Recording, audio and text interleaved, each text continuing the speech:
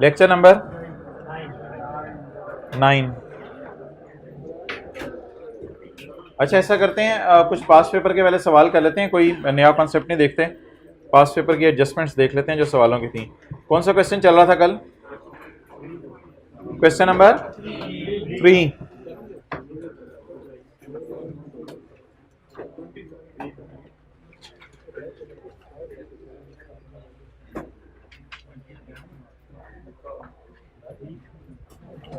Question number 3, adjustment number 2। ₹6 million, marks के साथ नीचे कर लो अगर थोड़ा। ₹6 million was paid for a television advertising campaign. Was paid या थोड़ा थोड़ा करके पे करना है, या was paid? Was paid. ₹6 million was paid for a television advertising campaign that will cover over a period of 6 months। थोड़ी फील करें, वैसे चल जाएगा गुजारा, आप अगर सोचेंगे तो फिर मसला रहेगा। अच्छा, फ्रॉम 1 मई 2013 टू 31 अक्टूबर 2013। मई, जून, जुलाई, अगस्त, सितंबर, अक्टूबर, कितने महीने हो गए? तो टीवी पर हमारे हुक्म के मुताबिक कितने अरसे उनको इश्तेहार चलाना पड़ेगा टीवी वालों को? 6 महीने। और 6 महीने के 6 मिलियन दिए, इसका मतलब है शायद हर महीने का 1 मिलियन दिया। The director believe that campaign would help to achieve the sales growth for the next 2 years। मोहतरम प्लीज, ये 6 महीने अलग बात है और 2 साल अलग बात है। 6 महीने इश्तेहार चलता रहेगा, इस बात को भूल जाएं कि 2 साल फायदा होने, 3 साल आने, 4 साल आने, एडवर्टाइजमेंट की कोई लाइफ नहीं होती। इसलिए बताएं इश्तेहार कितने अरसे चलने हैं? 6 महीने चलने हैं। हमने पेमेंट किस दिन की है? 1 मई को। एंट्रीज करवाएं जरा। 1 मई 2000, 1 मई 2000। यार कई तरीके एंट्रीज करने के, जिस तरीके से मैं करूंगा अगर आपको पसंद आई तो बता दीजिएगा, वरना आपके तरीके से कर लेंगे। क्यों ना ऐसे ही सारी पहले प्री पेमेंट बना लें, क्योंकि सवाल में वाजे लिखा हुआ है 6 पे हो गया। तो 1 मई 13 को सारी प्री पेमेंट बना लें। उस प्री पेमेंट में से कितना खर्चा बुक करें? 30 जून 13 पे खड़े होकर बताएं कितने महीने के इश्तेहार चल गए होंगे? 6 महीने के, 2 महीने के। मई के इश्तेहार चल गए होंगे, जून के इश्तेहार चल गए होंगे, 2 महीने के इश्तेहार चल गए होंगे। एंट्री बताएं इसकी। एक्सपेंस डेबिट और प्रीपेड क्रेडिट। तो वैसे तो जरूरत नहीं, वैसे भी 2 लिख सकते हैं आप। 6 मिलियन अगर 6 महीने का खर्चा है तो बता दो 2 महीने का खर्चा कितना है? 2 मिलियन। चलें जी, नोट कर लें, फिर इसका पी एंड एल और बैलेंस शीट बनाते हैं।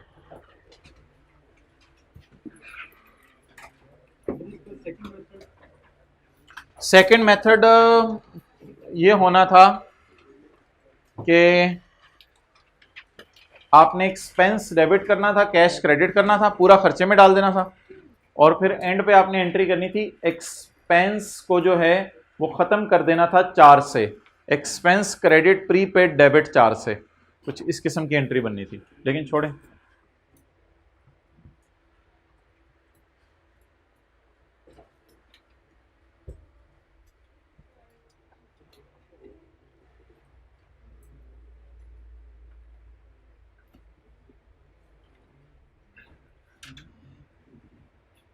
आप लास्ट से हाइब्रिड क्लास की फर्स्ट रो में चले जाएं, फिर जब एसी चल जाएंगे तो इधर आ जाएं।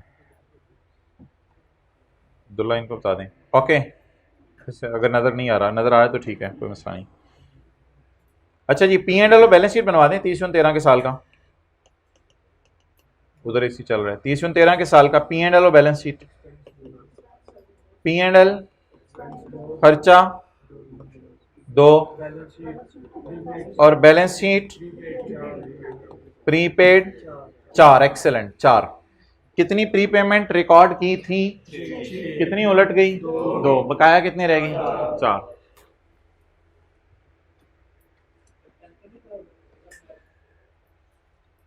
नहीं, ये वाला दे दो अभी, शायद ये वाला ना हो।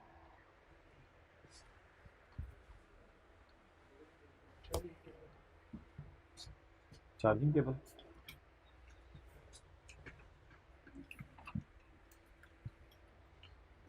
चलें जी आगे मूव करें। क्वेश्चन नंबर 4 का ये आसान सा एक सवाल है, इसको पढ़ लेते हैं फिर अब शुरू करेंगे आगे ये चीज़ें। ऑन यकम जनवरी 2012 top foods limited acquired a manufacturing right of an asset. जी भाईजान नया सवाल, फ्रेश माइंड, ये एसेट परचेज्ड है या इंटरनली जनरेटेड है? परचेज्ड है, परचेज्ड है। ऑन यकम जनवरी 12 top food acquired manufacturing right of an assorted range of juices. Assorted range का क्या मतलब है? Different range of juices, of an assorted range of juices and ice creams from a well known multinational company for 50 million. बता दें जी ये purchased intangible है या internally generated? कितने मिलियन का परचेज किया, किससे परचेज किया? फ्रॉम अ मल्टीनेशनल कंपनी, हमारी बला से, जिस मर्जी से परचेज किया। Following are the relevant clauses. अच्छा पहले तो मुझे ये बता दें एक्वायर्ड तो सारे इंटेंजिबल होते हैं, एक्वायर्ड तो सारे इंटेंजिबल होते हैं, इसको किस पे रिकॉर्ड किया जाएगा? 50 मिलियन पे। Following are the relevant clauses of the agreement executed between the two companies. The agreement is valid for 5 years and is renewable for another 5 years at a nominal price। अच्छा जी अब मुझे बता दें agreement कितने साल का है ओरिजिनली और रिन्यूअल अरसा, लेकिन रिन्यूअल होने के बराबर कॉस्ट पे है या ना होने के बराबर? ना होने के बराबर कॉस्ट पे है। अब मुझे आप ये बता दें कि ये जो मैं लाइफ है असल में इसको आप लीगल लाइफ कह दें, जो मर्जी कह दें, असल में हमने हुकूमत से नहीं खरीदा, हमने किसी बंदे से लाइसेंस खरीदा है। तो उस बंदे से इजाज़त मांगी है, उसने कहा यार मेरी चीज़ है 5 साल तक तू इस्तेमाल कर ले, अगर दिल चाहा तो 5 साल और इस्तेमाल कर ले, लेकिन फिर मैं तेरे से 50 मिलियन नहीं लूँगा, फिर शायद मैं तेरे से कोई 1-2 मिलियन ले लूँ, उसके बाद तू चीज़ इस्तेमाल कर ली, कोई मसला नहीं। इसके अलावा सवाल के अंदर और कोई लाइन लिखी नहीं हुई। अगर इसके अलावा सवाल के अंदर लाइन लिखी नहीं तो the management intends to use it for years, तो वो फिर कोई यूजफुल लाइफ चीज होती। लेकिन अभी ऑब्वियसली सवाल के अंदर और कुछ गिवन ही नहीं है, तो ओरिजिनल लीगल लाइफ कितने साल? रिन्यूअल डालें या क्रॉस कर दें, क्योंकि किस पे है, इसलिए कितने सालों पे अमोर्टाइज करेंगे? 10 सालों पे। Okay. The manufacturing rights are not transferable and cannot be sublet. क्या मतलब है इसका? Manufacturing rights are not transferable and cannot be sublet. मिसाल के तौर पे नेस्ले वाले कोई और नया प्रोजेक्ट लॉन्च कर रहे थे, तो नेस्ले वालों ने, मल्टीनेशनल कंपनियों ने, उन्होंने हमें कहा यार जूस ना आप हमें बना दिया करो, आप मैन्युफैक्चर करो जूस और आप ही बेचो, जूस का काम थोड़ा अर्सा हम छोड़ना चाह रहे हैं। लेकिन जो नेस्ले वालों ने हमें जूस बनाने का मैन्युफैक्चरिंग राइट दिया है, क्या ये राइट हम और किसी को ट्रांसफर कर सकते हैं? क्या इसको सबलेट कर सकते हैं, आगे और किसी को किराए पे दे सकते हैं? नहीं दे सकते। Okay. After erection of plant, अब हमने अगर नेस्ले वालों से जूस बनाने का राइट खरीद लिया तो प्लांट हमें इंस्टॉल करना पड़ेगा, नहीं करना पड़ेगा? करना पड़ेगा। After installation of plant we started manufacturing the juices on यकम जुलाई 12। हमने कब जूसेस को बनाना शुरू किया? यकम जुलाई 12 को। अच्छा अब आप मुझे एक चीज बताएं कि एक बंदा यकम मार्च को खरीदे इंटेंजिबल, यकम मार्च को क्या खरीदे? यानी चीजें बनाने का, जूस बनाने का राइट। मशीन उसकी किसी वजह से डिले हो जाए और मशीन उसकी जो है वो यकम अगस्त को आए। आप बता दें अगर आपने जूस बनाने का राइट खरीदा है यकम मार्च को और जूस मशीन से ही बनने हैं, तो मशीन आई यकम अगस्त को, तो बता दें इंटेंजिबल की तो लाइफ 10 साल गुजरती जा रही है ना। मैन्युफैक्चरिंग राइट तो 10 साल बाद खत्म हो जाने। क्या अगला बंदा ये देखेगा हमें कि मोहतरम ये बंदे को मैंने जूस बनाने का राइट दे दिया है, इसके पास मशीन नहीं आई, चलो खैर है आगे बढ़ा दो अरसा? नहीं, उसने फिक्स कितने अरसे का राइट दिया हमें? 10 साल का। एक बात ये, और दूसरी बात, इनटेंजिबल को अमोर्टाइज कब से किया जाता है? जब से अवेलेबल फॉर यूज हो या जिस दिन यूज शुरू हो। मुझे बता दें ये इनटेंजिबल हमें किस दिन अवेलेबल हो गया था?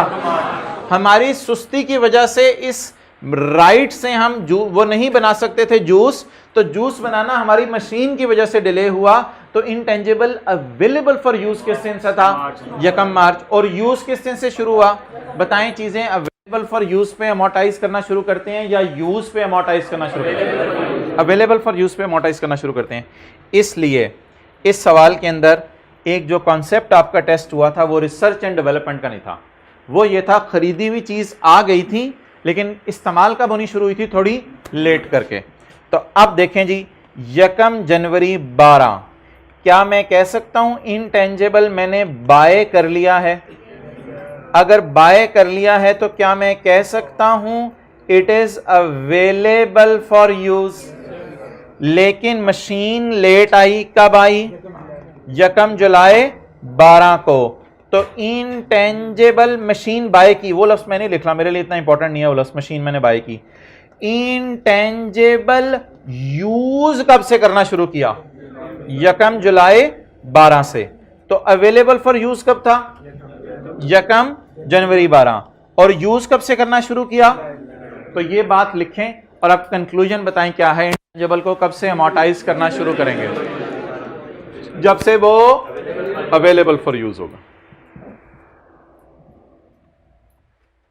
तो टेंजिबल्स में भी यही होता है, इनटेंजिबल्स में भी यही रूल होता है कि उनको अमोर्टाइज तब से करते हैं या डेप्रिशिएट तब से करते हैं जब से क्या हो जाएं? अवेलेबल फॉर यूज हो जाए।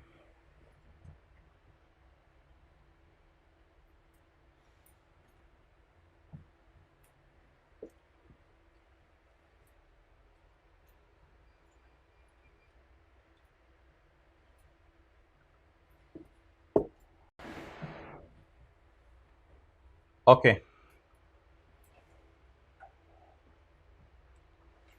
अब आप सवाल तो साइड पे रखें, पहले मुझे बता दें 2 जनरल एंट्रीज क्या बनेंगी 1 जनवरी 12 को और 31 दिसंबर 12 को। सिंपल सी एंट्रीज, 1 जनवरी 12, 31/12/12। इस दिन क्या एंट्री बनेगी? मशीन की तो कॉस्ट वगैरह दी नहीं, मशीन छोड़ें। इनटेंजिबल डेबिट और इधर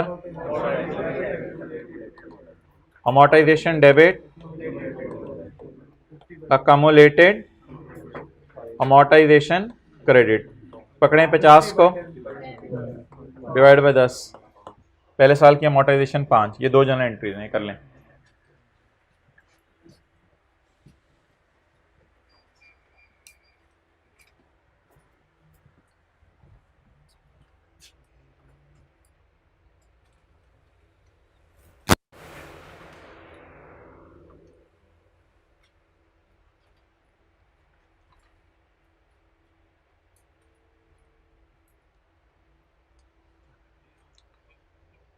जी बताओ जल्दी।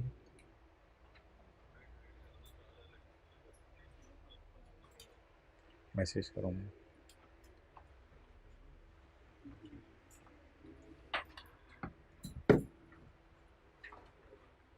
ओके,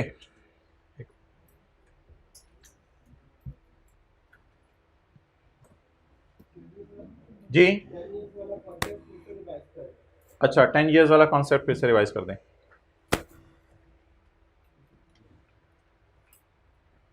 ओके यार, ये तो 10 इयर्स वाली बात तो बड़ी सिंपल है। हमने कहा था कि आपकी जो लाइफ है एसेट की, the agreement is valid for 5 years. 5 साल के लिए आपने लाइसेंस लिया है और रिन्यू कितने साल के लिए हो सकता है? फर्दर 5 साल के लिए। अब सवाल ये है रिन्यूअल को अरसे में लाइफ में डालना है या नहीं डालना? तो उसका जवाब ये है अगर सस्ती रिन्यूअल है तो डालेंगे, सस्ती नहीं है तो नहीं डालेंगे। तो 5 जमा 5 करेंगे या खाली 5 ले लेंगे? 5 जमा 5 यानी 12, 13, 14, 15, 16। इसके लिए हमें 50 मिलियन देने पड़े और 17, 18, 19, 20, 21 इसके लिए हमें ना होने के बराबर पैसे देने पड़ेंगे। तो क्या समझें ये चीज 5 साल हमारे साथ रहेगी या 10 साल? 10 साल। तो मैंने बताया था स्विमिंग पूल में 4 घंटे का आपने टाइम लिया 10,000 रुपए में और फिर वो कहते हैं 500 रुपए देके 2 घंटे और रह लेना। तो क्या सोचेंगे 4 घंटे रहेंगे 6 घंटे रहेंगे? 6 घंटे रहेंगे। तो वही वाला कॉन्सेप्ट है। ओके, इसके ऊपर थोड़ी सी थ्योरेटिकल डिस्कशन है, वो मैं थोड़ी देर के अंदर आपको जो है वो करवाता हूं।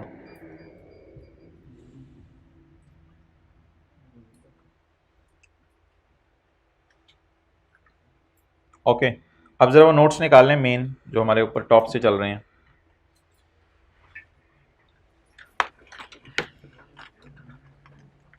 ये नोट्स लेना। अच्छा, मुझे प्लांट एंड मशीनरी की आप क्लासेस बताएं। प्लांट एंड ये पीपीई की प्रॉपर्टी प्लांट एंड इक्विपमेंट की जो क्लासेस बनती हैं वो कौन कौन सी बनती हैं? Land, building, plant and machinery, computer, vehicle, ये डिफरेंट क्लासेस बनती हैं। ठीक है जी। तो जिस तरह उधर क्लासेस बनती हैं, अभी नोट्स में कुछ निकालने की जरूरत नहीं, इसी तरह इधर इनटेंजिबल्स के अंदर भी हमारी कुछ क्लासेस बनती हैं। क्या मैं कह सकता हूं कि हमारी क्लासेस में ब्रांड्स, लाइसेंसेस और सॉफ्टवेयर्स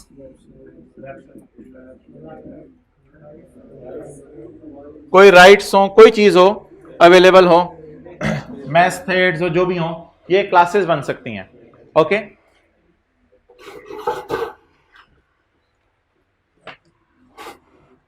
दो तीन चार बातें हैं बड़ी इंपॉर्टेंट, आपने गौर से सुननी है कि इनटेंजिबल्स में क्लासेस हैं। क्या हमारे पास ब्रांड एक ही होगा या एक से ज्यादा ब्रांड भी हो सकते हैं? क्या हमारे पास टैक्सी चलाने का लाइसेंस भी हो सकता है? क्या हमारे पास असलहा चलाने का लाइसेंस भी हो सकता है? क्या हमारे पास फिशिंग लाइसेंस भी हो सकता है? और क्या हमारे पास फीस प्रोसेसिंग सॉफ्टवेयर भी हो सकता है? क्या हमारे पास टेस्ट मैनेजमेंट का सॉफ्टवेयर भी हो सकता है? क्या हमारे पास एसीज को चलाने का कोई सॉफ्टवेयर भी हो सकता है? ये सारे सॉफ्टवेयर हो सकते हैं हमारे पास। ओके, तो एक क्लास होती है और क्लास के अंदर आगे छोटी छोटी छोटी छोटी कैटेगरीज होती हैं। अब सबसे पहला सवाल मोहतरम यह है कि इनटेंजिबल्स को रीवैल्यू किया जाता है या नहीं, और इनटेंजिबल्स की मार्केट वैल्यू अवेलेबल है या नहीं। तो मोहतरम IAS 38 कहते हैं इनटेंजिबल्स पे मेरा मशवरा है रीवैल्यूएशन मॉडल ना ही लगाओ तो बेहतर है, क्योंकि इनटेंजिबल्स ऐसी चीज हैं जिनकी बाजार में कीमत मिलनी मुश्किल ही होती है आमतौर पे, और इनटेंजिबल्स को रीवैल्यू नहीं किया जा सकता। सिर्फ एक सूरत में इनटेंजिबल्स को रीवैल्यू किया जा सकता है, अगर कोई मार्केट हो जहां पे इनटेंजिबल बिकते हों। अगर कोई मार्केट हो जहां पर इनटेंजिबल बिकते हों। अब मिसाल के तौर पर मैं कहता हूं कि जी हमारे असलहे का लाइसेंस भी बाजार में बिकता है। असलहे का लाइसेंस हुकूमत ने इजाजत दी है, जो मर्जी खरीदे अगले को बेचे। टैक्सी लाइसेंस भी बिकता है, कोई मसला नहीं, टैक्सी लाइसेंस हुकूमत से ले लें आगे और किसी को बेचें, कोई मसला नहीं इसके अंदर। फिशिंग लाइसेंस भी बाजार में बिकता है। और जिस तरह अमरूद बेचने की मार्केट है, जिस तरह खरबूजे बेचने की मार्केट है, जिस तरह आलू बेचने की मार्केट है, जिस तरह पकौड़े बेचने की मार्केट है, इसी तरह एक बाजार है जहां पे आवाजें लग रही होती हैं, fishing licence, fishing licence, fishing licence, असला लाइसेंस, असला लाइसेंस। अगर इस तरह की मार्केट मौजूद है तो फिर ऐसी मार्केट में एसेट को ले जाएं और ऐसी मार्केट में जाके, इधर देख मेरी तरफ, ऐसी मार्केट में एसेट को ले जाएं और ऐसी मार्केट में जाके एसेट की वैल्यू लगवा लें। अगर इंटेंजिबल्स की एक्टिव मार्केट अवेलेबल है तो उन्हें रीवैल्यू करो, लेकिन अगर अवेलेबल नहीं है तो उन्हें रीवैल्यू ना करो। अब आप मुझे बता दें, क्या मैं किसी भी इंटेंजिबल को रीवैल्यू कर सकता हूं या सिर्फ उनको रीवैल्यू कर सकता हूं जिनकी मार्केट अवेलेबल है? जिनकी मार्केट अवेलेबल है। मार्केट भी कौन सी? Active market. एक्टिव मार्केट कौन सी होती है? जिसमें 10 साल से कोई बायर नहीं आया, जिसमें 10 साल से कोई सेलर नहीं आया, जिसमें बायर सेलर रेगुलरली आते रहते हैं। अच्छा, अब मैं कहता हूं कि जी मेरा जो है वो एक फिशिंग लाइसेंस है, एक मेरा टैक्सी चलाने का लाइसेंस है और एक मेरा वेपन्स, असलहा चलाने का लाइसेंस है। क्लियर? क्या अब मुझे बताएं, अगर एक्टिव, अच्छा अब मुझे ये पहले तो एक टॉप से ऊपर से चीज बताइएगा कि क्या मैं जो रीवैल्यूएशन मॉडल है वो अगर लगाऊं तो सिर्फ किस किस पे लगा सकता हूं? ब्रांड्स पे भी, लाइसेंसेस पे भी, सॉफ्टवेयर पे भी, मेथड्स पे भी रीवैल्यूएशन मॉडल लगा सकता हूं, या सिर्फ उन पर लगा सकता हूं जिनकी एक्टिव मार्केट है? जिनकी एक्टिव मार्केट अवेलेबल है उन पे लगा सकता हूं। अगला सवाल मेरा, फर्ज करें इसकी एक्टिव मार्केट नहीं है, फर्ज करें इसकी एक्टिव मार्केट नहीं है, फर्ज करें इसकी एक्टिव मार्केट नहीं है, क्या मैं कह सकता हूं कि हो सकता है इनकी एक्टिव मार्केट लाइसेंसेस की अवेलेबल हो? अब अगर लाइसेंसेस की एक्टिव मार्केट अवेलेबल है तो अगली बात बताइएगा, अगर लाइसेंसेस की एक्टिव मार्केट अवेलेबल है तो मैं इसको भी मार्केट वैल्यू पे रखूंगा, इसको भी मार्केट वैल्यू पे रखूंगा, इसको भी मार्केट वैल्यू पे रखूंगा। लेकिन क्या ये पॉसिबल है कि जब मैं ये डिसीजन लूं कि मैं सारे लाइसेंसेस को मार्केट वैल्यू पे लेकर रहा हूं तो कोई एक लाइसेंस मेरा ऐसा भी हो जिसकी एक्टिव मार्केट अवेलेबल ना हो? क्या मुझे कोई न्यूक्लियर एनर्जी से खेलने का मौका मिल गया, या मुझे कोई वो क्या कहते हैं लाइसेंस मिल गया सैटेलाइट पे जाने का, कोई भी चांद पे जाने का मुझे लाइसेंस मिल गया, तो क्या ये पॉसिबल है कि उसकी एक्टिव मार्केट अवेलेबल ना हो? पॉसिबल है। सारे लाइसेंसेस की एक्टिव मार्केट अवेलेबल होगी या सब में से हो सकता है किसी एक की ना हो? अब इसकी भी एक्टिव मार्केट अवेलेबल है, इसकी भी एक्टिव मार्केट अवेलेबल है, इसकी भी एक्टिव मार्केट अवेलेबल है, इसकी एक्टिव मार्केट अवेलेबल। आप बता दें क्या करें, चारों को उठा के कॉस्ट मॉडल पे ले आएं या तीन को fair value model revaluation model पे पड़े रहने दें और एक को कहें तू कॉस्ट मॉडल पे जा? तो पहली तो बात है, अगर आपने किसी एक क्लास को रिवैल्यू करना है तो उसमें पड़े हुए सबको रिवैल्यू करना है। लेकिन सबको रिवैल्यू करने के अंदर एक मसला आ सकता है, वो मसला बताएं क्या आ सकता है? सब में से किसी एक की मार्केट वैल्यू अवेलेबल नहीं है। आप बता दें बैलेंस शीट में हमारे ब्रांड्स किस पे आ रहे होंगे? कॉस्ट मॉडल पे। Fishing licence, taxi licence, weapon licence revaluation model पे। मजबूरी में यूजर को बताएंगे हम, मजबूरी में सैटेलाइट हमने किस पे शो किया हुआ है? कॉस्ट मॉडल पे, क्योंकि सबकी एक्टिव मार्केट अवेलेबल है, सिर्फ इस पुत्र की एक्टिव मार्केट अवेलेबल। ये भी किस पे आ रहे होंगे? कॉस्ट मॉडल पे। ये भी किस पे आ रहे होंगे? कॉस्ट मॉडल पे। अगला सवाल मुझे बताइएगा कि इनकी रिवैल्यूएशन कब कब करें? हर साल करें फिशिंग लाइसेंस को, टैक्सी को, वेपन्स को रिवैल्यू। इनकी रिवैल्यूएशन कब कब करें? जल्दी जल्दी जवाब देते रहें, फारिग करते रहें कॉन्सेप्ट जल्दी जल्दी। इनकी रिवैल्यूएशन कब करें? हर साल करें, हर 6 महीने करें, हर 2 साल बाद करें, हर 6 महीने बाद वाले हाथ खड़ा करें, हर साल बाद वाले हाथ खड़ा करें। हाइब्रिड के अंदर हाथ नजर नहीं आ रहे, हाथों को छुपाया हुआ है। हर साल बाद हाथ, हर साल बाद, हर 2 साल बाद करें रिवैल्यू, हर 3 साल बाद करें। 5-5 साल के इंटरवल सही रहेंगे, हाथ खड़ा करें, 5-5 साल के इंटरवल सही रहेंगे। मोहतरम उसमें स्टैंडर्ड आगे बढ़ा, स्टैंडर्ड ने कहा कि मोहतरम हर साल करो या हर 2 साल करो या हर 3 साल करो, आपकी मर्जी है, लेकिन एक बात याद रखना कि इतना जल्दी जल्दी रिवैल्यू करते रहना कि बुक वैल्यू और फेयर वैल्यू बराबर रहे। बुक वैल्यू और फेयर वैल्यू बराबर रहे। सारी बातें लिखी हुई हैं, आपको पढ़ाऊंगा, इस वक्त सुनते जाएं, इस वक्त सुनते जाएं और अंदर समोते जाएं। आप कब रिवैल्यू करें? बोले सफिशिएंट रेगुलरिटी से। मिसाल के तौर पे मैं इसमें लैंड की मिसाल देता हूं आपको जो आसान है हमारी। इस वक्त हम लाहौर के अंदर ऑनलाइन क्लासों वाले हम बैठे हुए हैं मॉडल टाउन के अंदर। मॉडल टाउन का इलाका एक स्टेबल इलाका है, काफी अरसे से यहां लैंड की प्राइस एक कनाल की जो है वो 15-20 करोड़ पे रुकी हुई है। काफी अरसे से प्राइस 20 करोड़ पे रुकी हुई है।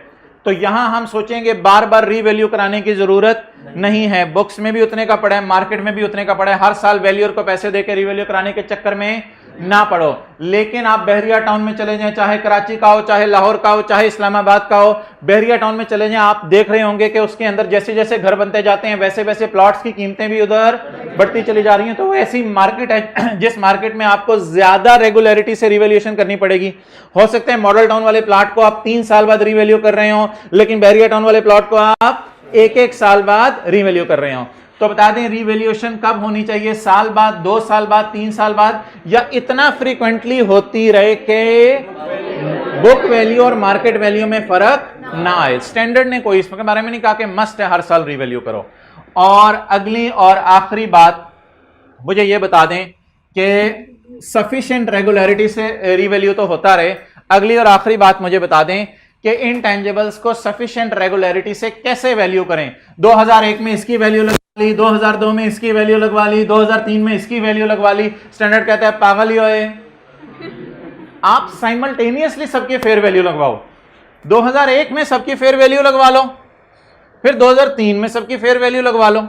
अब ये तो नहीं कि दिल चाह रहे 2001 में इसकी वैल्यू लगवा रहे हो, 2004 में इसकी वैल्यू लगवा रहे हो, 2006 में इसकी वैल्यू लगवा रहे हो, अपने अपने जो है वो इरादे चला रहे हो। तो रिवैल्यूएशन कब कब होनी चाहिए? साइमल्टेनियसली होनी चाहिए। रिवैल्यूएशन कब कब होनी चाहिए?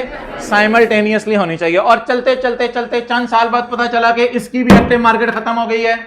अब क्या करें? इसको भी उठा के कहां ले आए? कॉस्ट मॉडल के ऊपर छा गए आप लोग। अब ये 6, 7, 8 बातें जो हैं जरा जल्दी से बता दें। पहली बात, किस किस इंटेंजिबल को रिवैल्यू करना है? जिसकी एक्टिव मार्केट, इनकी एक्टिव मार्केट अवेलेबल नहीं, इन तीनों को किस पे रखना है? जब एक क्लास पूरी को जब रीवैल्यू करना है तो फिर पूरी क्लास को करना है। फिर ये नहीं है कि इनमें से चंद चीजों को कर लिया चंद को ना किया। हाँ, वो अगर किसी की फेयर वैल्यू अवेलेबल ही नहीं तो उसे मजबूरन किस पे रख लें? कॉस्ट मॉडल पे, और इन बाकियों को फेयर वैल्यू मॉडल पे। अगला सवाल, कितने कितने अरसे बाद रीवैल्यू करते रहे? इनके बुक वैल्यू और फेयर वैल्यू में ज्यादा डिफरेंस नहीं आना चाहिए, बस सफिशिएंट रेगुलरिटी के साथ रीवैल्यू करते रहे। लेकिन इसका मतलब ये नहीं कि जिस साल दिल चाहे इसको रीवैल्यू कर दें, जिस साल चाहे इसको कर दें, जिस साल सबको बेहतर है कब रीवैल्यू करें? साइमल्टेनियसली। और आखिरी कॉन्सेप्ट जो जाते जाते दिया था वो अगर किसी को याद हो, अगर किसी की फेयर वैल्यू खत्म हो जाए कल कला को चल के, तो उसको भी बहालत मजबूरी उठा के किस पे ले जाएं? कॉस्ट मॉडल के ऊपर ले जाएं। अच्छा, अगली बात आपने जो है वो दिमाग की खिड़कियां जो है वो खोल के सुननी है। क्या ये कॉन्सेप्ट आपने जो है वो IAS 16 में पढ़ा? क्या कॉन्सेप्ट है ये? Residual value. जब एसेट जो है वो हमारा 10 साल 15 साल इस्तेमाल कर लेते हैं, मिसाल के तौर पे सॉफ्टवेयर, ये रिवोल्यूशन की बात हो रही थी, इस वक्त कोई और बात हो रही है रेजिडुअल वैल्यू की। जब 8-10 साल के बाद हमारा एसेट जो है वो फारिग हो जाता है तो हम रेजिडुअल वैल्यू उसकी लेते हैं, और बल्कि शुरू में ही अंदाजा लगा लेते हैं cost minus residual value divided by life. अब मोहतरम, ये IAS 38 कहता है, रेजिडुअल वैल्यू में मैंने आज तक डिस्कशन नहीं की थी, IAS 38 कहता है इनटैंजिबल्स की रेजिडुअल वैल्यू 0 होती है। इनटैंजिबल्स की रेजिडुअल वैल्यू, कोई इनटैंजिबल्स की रेजिडुअल वैल्यू नहीं होती। ब्रांड आपका एंड पे फारिग हो जाता है, मुझे नहीं पता कहता है बिकता है, आपके सॉफ्टवेयर फारिग हो जाते हैं, अनइंस्टॉल करने पड़ते हैं, आपके लाइसेंसेस हुकूमत को आप जमा करा देते हैं वापस, कोई कहीं नहीं बिकते। ये दो सूरतों में, अनलेस दो सूरतों में आपने इनटैंजिबल्स की रेजिडुअल वैल्यू को लेना है। दो सूरतों में रेजिडुअल वैल्यू को लेना है। एक वही बात जो थोड़ी देर पहले मैंने की, अगर उस इनटैंजिबल की क्या मौजूद है, अगर मार्केट मौजूद है तो फिर तो आप रेजिडुअल वैल्यू लो, और आप सोचो ये 6 साल इस्तेमाल करूंगा, फलां बाजार में जाकर मैं क्या कर दूंगा?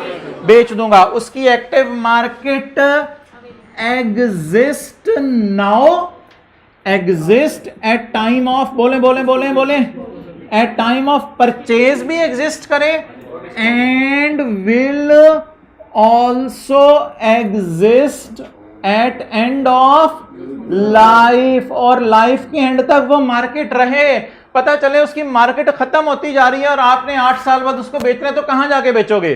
तो ना सिर्फ आज मार्केट हो बल्कि मार्केट के रहने की भी उम्मीद हो। अगर ये है तो आप फिर इंटेंजिबल की रेजिडुअल वैल्यू 0 लोगे या वैल्यू लोगे कुछ ना कुछ। और एक और बात हो सकती है कि कोई थर्ड पार्टी आपसे कमिटमेंट कर दे, बोले कोई थर्ड पार्टी आपसे कमिटमेंट कर दे, वादा कर दे कि मैं इंटेंजिबल आपसे खरीद लूंगा। अब एक बात जो मैंने आपको बताई नहीं, लेकिन मेरे बताए हुए कॉन्सेप्ट्स की रोशनी में आपने जवाब देने, बड़ी इंपॉर्टेंट बात। अगर ये तो रेजिडुअल वैल्यू की बात है, रेजिडुअल वैल्यू की, एक होते हैं इंटेंजिबल्स को साल के आखिर में कॉस्ट पे रखना है या मार्केट वैल्यू में, ये अलग बात है, ये अलग बात है। एसेट को साल के एंड पे कॉस्ट पे रखना है या मार्केट वैल्यू पे, ये अलग बात है।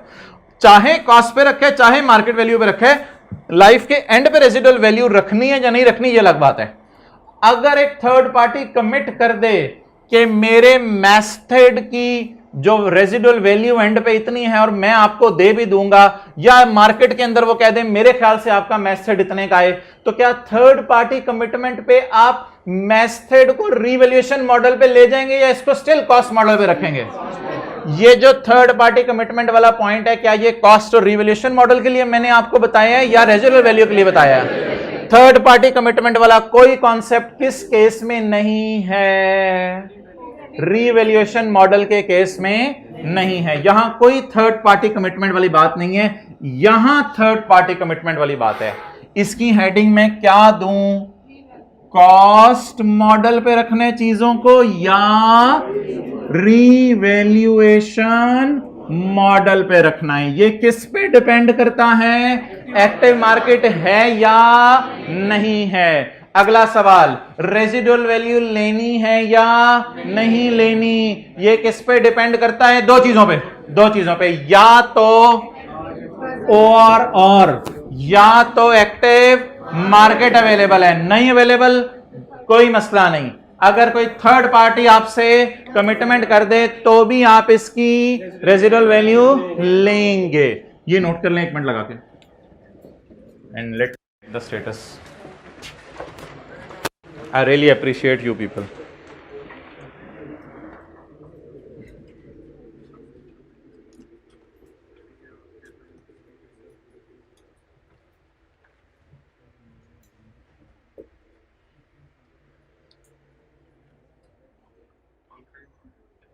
चलो अच्छा चल गए हैं, ठीक है ठीक है जी। दूसरी क्लास से किसी ने इधर आने तो आ जाए।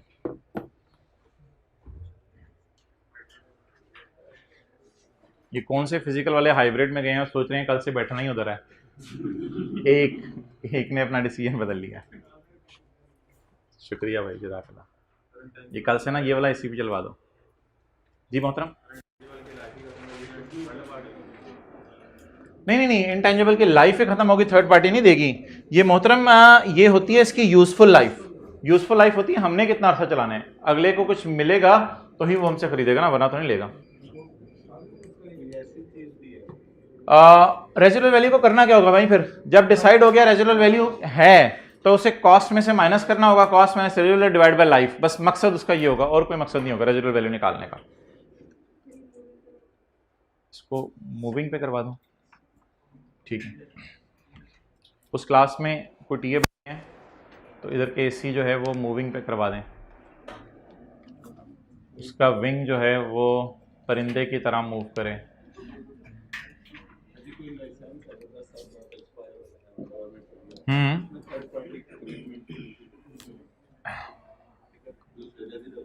हाँ अच्छा, एक बात आप इन्होंने बड़ा अच्छा सवाल पूछा, आपने मुझे उसका जवाब देना है। एक लाइसेंस है, देख लें इनका सवाल सुन लें। एक लाइसेंस है जो नॉन ट्रांसफरेबल है, हुकूमत ने कहा आप इसे ट्रांसफर नहीं कर सकते, उसकी रेजिडुअल वैल्यू होगी या नहीं होगी? जल्दी बताएं जल्दी बताएं। उसके दोनों शराइत पूरी नहीं हो रही। भाई का सवाल सुने और बड़े भाई का जवाब सुने। भाई का सवाल छोटे भाई का सवाल था, एक लाइसेंस है जो नॉन ट्रांसफरेबल है, हुकूमत ने आपको लाइसेंस दिया, हुकूमत ने कहा आप किसी को ट्रांसफर नहीं कर सकते। तो अगर कोई लाइसेंस नॉन ट्रांसफरेबल है तो एक्टिव मार्केट में लेके जा सकते हैं या बेच ही नहीं सकते? और दूसरी बात, कोई थर्ड पार्टी कमिट कर भी दे तो पागल तो नहीं होगा वो कमिट कर रहा होगा, वो कमिट भी हमसे नहीं करेगा, तो फिर तो ऑब्वियसली रेजिडुअल वैल्यू क्या होगी? 0 होगी। क्लियर जी? नहीं, वो अलग IFRS 9 है।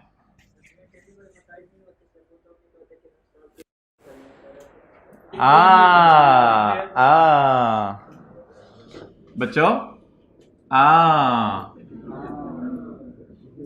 ये भाई एक तीसरा कॉन्सेप्ट लेके आए हैं, डेट इज इम्पेयरमेंट। वो बिल्कुल एक अलग कॉन्सेप्ट है, वो बिल्कुल अलग कॉन्सेप्ट है। वो इम्पेयरमेंट क्या है, चलो मैं इसकी तफसील मैंने अभी करनी थी डिस्कस, उन्होंने सवाल पूछ लिया तो उसकी तफसील भी मैं डिस्कस कर देता हूं। अच्छा जी, आपके पास चॉइस ऑफ पॉलिसी है, आपके पास चॉइस ऑफ पॉलिसी है। मुझे बता दें आपके पास चॉइस ऑफ पॉलिसी किस स्टैंडर्ड में होती थी? FR1 की क्लास में किस स्टैंडर्ड में चॉइस ऑफ पॉलिसी होती थी? भाईजान IS2 में क्या चॉइस ऑफ पॉलिसी होती थी? FIFO पे रख लें या वेटेड एवरेज पे रख लें, क्या ये चॉइस ऑफ पॉलिसी होती थी? किसी को याद है एक स्टैंडर्ड था IAS 40? IAS 40 में क्या चॉइस होती थी? या कॉस्ट पे रख लें या फेयर वैल्यू पे रख लें, चॉइस होती थी आपके पास। तो IAS 16 में भी चॉइस है आपके पास, आप या कौन सा मॉडल फॉलो करें? कॉस्ट मॉडल, या कौन सा मॉडल फॉलो करें? Revaluation model. अगर आप कॉस्ट मॉडल फॉलो करेंगे तो कॉस्ट मॉडल में आपका एसेट बैलेंस शीट में किस पे नजर आएगा?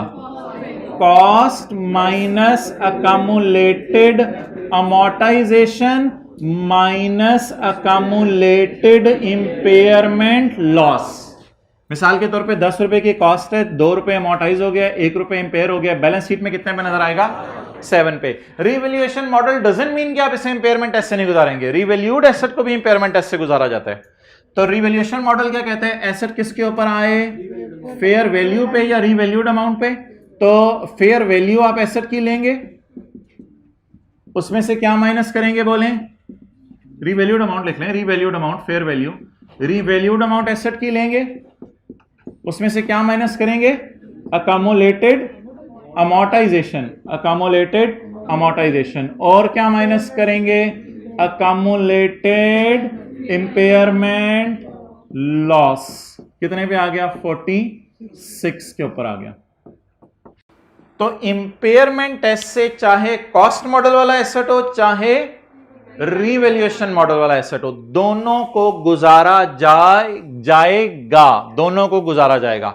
उसमें फिर डिपेंड करेगा, इंपेयरमेंट की डिस्कशन तो अलग थी, चाहे इधर वाला एसेट हो चाहे इधर वाला एसेट हो, इंपेयरमेंट की डिस्कशन अलग थी। वो क्या थी, अगर ऐसा इंटेंजिबल है जिसकी लाइफ पता नहीं है तो फिर तो उसको आप अमोर्टाइज ही नहीं कर रहे होगे, तो फिर उसको हर साल इंपेयरमेंट टेस्ट से गुजार दोगे। और अगर किसी की लाइफ पता है तो फिर उसको अगर कोई इंडिकेशन एग्जिस्ट करेगी तो इंपेयरमेंट लॉस को इसके साथ, इस कॉन्सेप्ट के साथ मिक्स ना करें, ये बिल्कुल एक अलग चीज है। अच्छा, एक और आखिरी सवाल का जवाब दे दें। ये ऑर्गेनाइजेशन फिश, एक एमसीक्यू आया पेपर में, an organisation has a brand, has a software, has methods, these three have, ऊपर देखें, फिर मैं फिर नोट करने का टाइम दे दूंगा। An organisation has a brand, has a software, has a method, these three has no active market. However, this organization has also licenses. Out of 4 licenses, 3 licenses have active market. MCQ के अंदर आपसे पूछा उसने कि tell me the model at which licenses will appear. Tell me the model at which licenses will appear. Revaluation model जो जवाब लिख के आएंगे उनको वो फेल कर देगा उस सवाल में।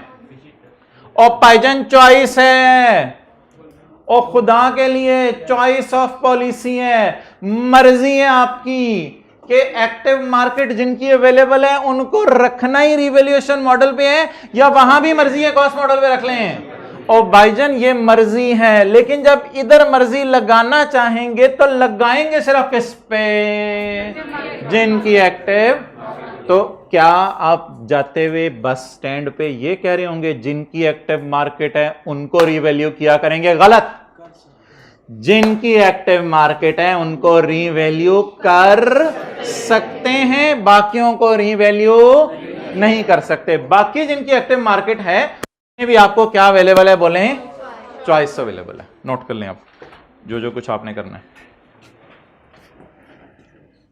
तो लिख लें उर्दू में, एक्टिव मार्केट वालों को भी रीवैल्यू तब करना है जब आप रिवैल्यूएशन मॉडल चाहे, आपका मर्जी आपकी। एक्टिव मार्केट वालों को भी रीवैल्यू तब करना है जब रिवैल्यूएशन मॉडल यूज करने को दिल चाहे।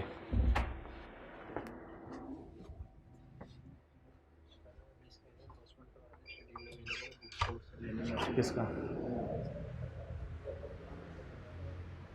यार, यहां कहीं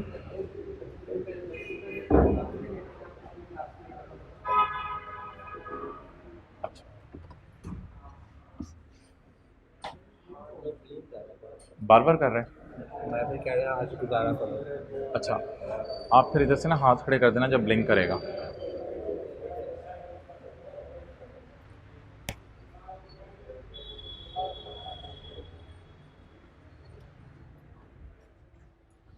अब आप आ जाएं आगे। नहीं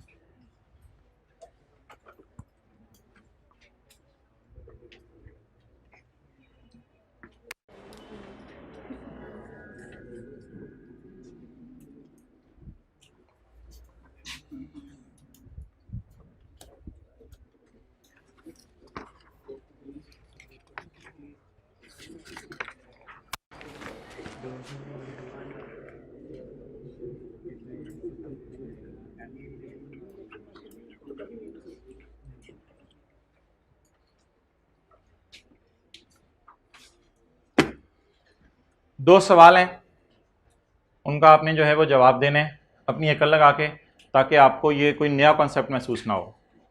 और इंशाल्लाह 99% लोग सही जवाब देंगे। इससे बिल्कुल हट के बात है और इस कॉन्सेप्ट की बात है।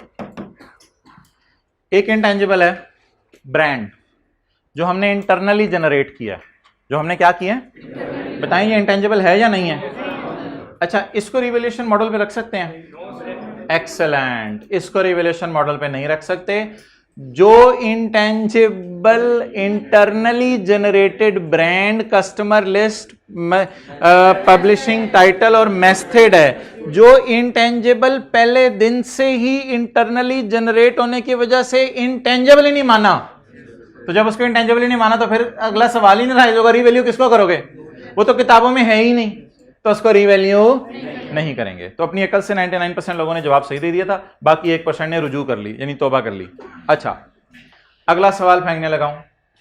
जैसे ही आपने कोई इंटेंजिबल खरीदा, उसी वक्त आपने सोचा कि इंटेंजिबल को इनिशियली रिवैल्यूएशन मॉडल पे रख लो। इनिशियली, खरीदते ही ना ना ना ना ना, खरीदते ही आपने किस पे रखना है?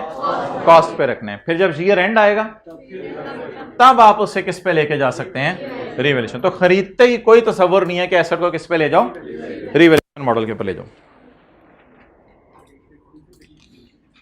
अच्छा, अगला सवाल, इसका भी जवाब आप खुद देंगे। डेवलपमेंट अंडर प्रोग्रेस है, चल रही है। चलें आइए 16 का सवाल पूछें। आइए 16 का सवाल पूछता हूं। ग्राउंड फ्लोर और फर्स्ट फ्लोर का ग्रे स्ट्रक्चर खड़ा हो गया, अभी पेंट वगैरह नहीं हुआ, सेकंड थर्ड फ्लोर बनना है। आइए 16 में क्या इस एसेट को रीवैल्यू किया जा सकता है? ये आइए 16 का जवाब होगा, हमें उससे फिलहाल कंसर्न नहीं। हम जरा आइए 38 में जाके ये कॉन्सेप्ट अप्लाई करते हैं। आप एक फॉर्मूला बना रहे हैं, वो फॉर्मूला 70% बन गया, 30% डेवलपमेंट इंशाल्लाह अगले साल होनी है। अंडर प्रोग्रेस डेवलपमेंट को रीवैल्यू किया जा सकता है? अंडर प्रोग्रेस डेवलपमेंट को रीवैल्यू किया जा सकता है? नहीं किया जा सकता। ये कॉन्सेप्ट मैं आपको भी किताब से भी टिक करवा दूंगा। गवर्नमेंट ग्रांट के अंदर आपको एक एसेट मिला है, रिवैल्यू किया जा सकता है या नहीं? अकल लगा के सही सी बात बताते रहे। किया जा सकता है भाईजान। वो बैलेंस शीट में रखा था कलम ने, एसेट डेबिट किया था, जब किया था तो बाद में उसको क्या कर लें? रिवैल्यू कर लें, कोई मसला नहीं। तो गवर्नमेंट ग्रांट वालों को भी रिवैल्यू किया जा सकता है। अच्छा, मुझे बताएं, इंटेंजिबल्स की एक्टिव मार्केट कॉमन है या अनकॉमन है? अनकॉमन है, इतनी कॉमन नहीं होती इंटेंजिबल्स की एक्टिव मार्केट। इंटेंजिबल्स की एक्टिव मार्केट क्या होती है? अनकॉमन। ओके,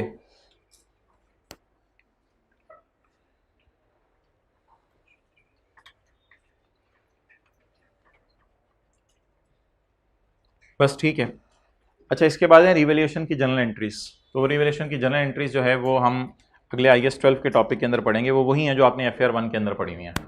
तो ये बात है वो ज़रा आप टिक कर लें सारी किताब से जो हमने पढ़ी हैं। पेज नंबर कौन सा है? रिवैल्यूएशन मॉडल और कॉस्ट मॉडल की कहीं हेडिंग दी हुई है।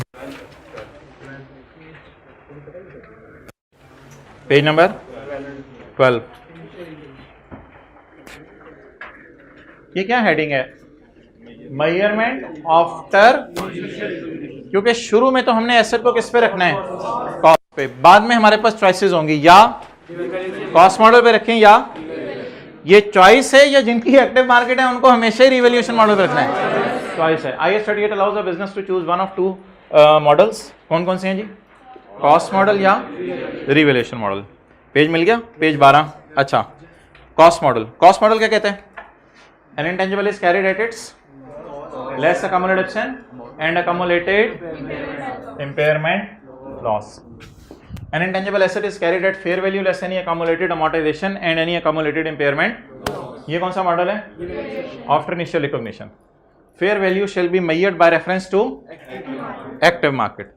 Revaluations shall be made with such regularity that at the end of balance sheet date the carrying amount of asset does not differ materially from the। कितनी regularity से करनी चाहिए कि फेयर वैल्यू और बुक वैल्यू में ज्यादा difference ना आए। यार ये डेफिनेशन हमारे सिलेबस में नहीं थी, पता नहीं उसने IFRS 13 से उठा के डाल दी। Active market is a market in which transactions for the assets take place sufficient frequency and volume to provide pricing information on ongoing basis. काट दें इसको, छोड़े पर क्या करना है। The same model should be applied to all assets in same class. बताएं मतलब, अगर एक क्लास में एसेट्स हैं तो फिर सब पे क्या लगाना पड़ेगा? Revaluation model. If an intangible is in a class of revalued intangible cannot be revalued. If an intangible cannot be revalued तो क्या करें? Because there is no active market for this asset. This asset के ऊपर satellite वाला licence लिख लें। Because there is no active market for this asset. तो the asset shall be carried at, किधर है गया, ऊपर है नीचे, ऊपर है। The asset shall be carried at its cost less accumulated amortization and accumulated impairment loss. The items within a class of intangible are revalued simultaneously. ये concept किसी को याद हो तो बता दे क्या था। जब रीवैल्यू करें तो 31 दिसंबर 12 को तीनों को ही कर लें, ऐसा ना हो फिर एक को लेफ्ट ना कराएं। तो जब रीवैल्यू करें तो साइमल्टेनियसली कर लें, to avoid selective revaluation of assets. आगे काट दें बेशक, to avoid selective revaluation of assets, वरना तो मिक्सर सा बन जाएगा ना, कुछ चीजें कॉस्ट पे आ रही होंगी, कुछ चीजें उस पे आ रही होंगी, कुछ पुरानी रिवैल्यू पे आ रही होंगी। Revaluation shall be made with such regularity that, ये तो ऊपर बात होगी जैसे रिपीट हो रही है। रिवैल्यूएशन पढ़ लें दोबारा। Revaluation shall be made with such regularity that at the end of reporting period the carrying amount does not differ materially from its, लेकिन ये बात नहीं है। The frequency of revaluation depend on the volatility of fair values. इसकी मिसाल मैंने आपको intangible की नहीं दी थी।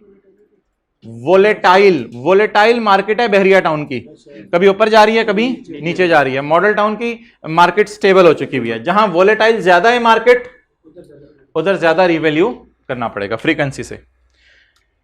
Revaluation model does not allow, जुबानी किसी को याद हो, दो चीजों को मैंने कहा था अभी रिवैल्यू नहीं करना। Revaluation model does not allow, जो चीजें इंटरनली जनरेटेड ब्रांड वगैरह हैं उनको रिवैल्यू नहीं करना, क्योंकि वो इंटेंजिबल ही नहीं है तो रिवैल्यू काहे का करना। और दूसरा, पहली दफा जब एसेट खरीदेंगे तो the revaluation of intangible that have not previously been recorded as asset. मिसाल लिखें वरना भूल जाएंगे। इंटरनली जनरेटेड ब्रांड, तो वो उधर कौन से ब्रांड है जो मैंने फिर लिखे हुए थे, वो परचेज होंगे। तो इंटरनली जनरेटेड ब्रांड को रिवैल्यू इसलिए नहीं कर सकते कि किताबों में था ही नहीं शुरू से। The revaluation model does not allow the initial recognition of intangible assets at amount other than cost. ये revaluation model मना करता है कॉस्ट के अलावा चीजों पे रखने पे। revaluation model क्या कहता है, किस पे रखें चीजों को, कॉस्ट पे रखें। कॉस्ट पे कब कब कब, इनिशियल रिकॉग्निशन पे।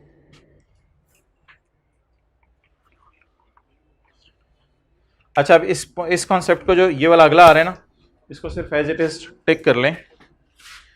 ये मैंने आपको अभी ज़बानी जो है वो बता दिया है। If only part of cost of intangible is recorded, इसकी मिसाल अभी दी है। If only part of cost of intangible is recorded, excellent. Development work in progress, yellow वाले की मिसाल डेवलपमेंट वर्क इन प्रोग्रेस को भी आपने रिवैल्यू करना है या नहीं रिवैल्यू करना। If only part of cost of intangible is recorded as an asset, because asset did not meet the criteria for recognition until part way through the process, yani development in progress, the revaluation model may be applied to the whole of asset. लिखें when it is complete, whole of asset पे लगाएंगे when it is complete। बस ये ज़माने याद रखिएगा, ये वाले स्टैंडर्ड के पैराज इतने इंपॉर्टेंट नहीं है, आप इनको टिक करने बैठ जाएं। ये ढूंढने पड़ेंगे स्टैंडर्ड में, टाइम लगेगा। ये इन बातों को ज़बानी याद रखें जितनी भी आज की हैं। रिसर्च डेवलपमेंट की एग्जांपल्स और SIC 32 की एग्जांपल्स वो ज़रूर आपने स्टैंडर्ड से हाईलाइट करनी है।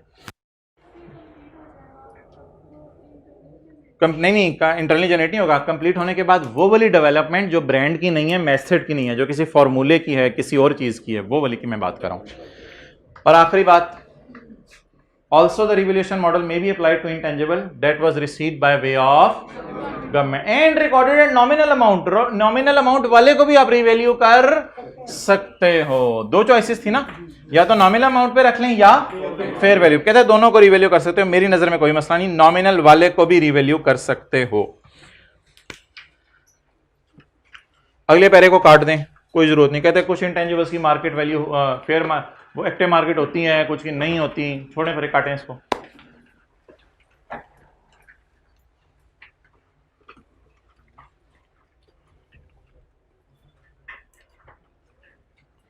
हाँ जी, एक कॉन्सेप्ट आपको दिया था जो इस बात में लिखा हुआ है।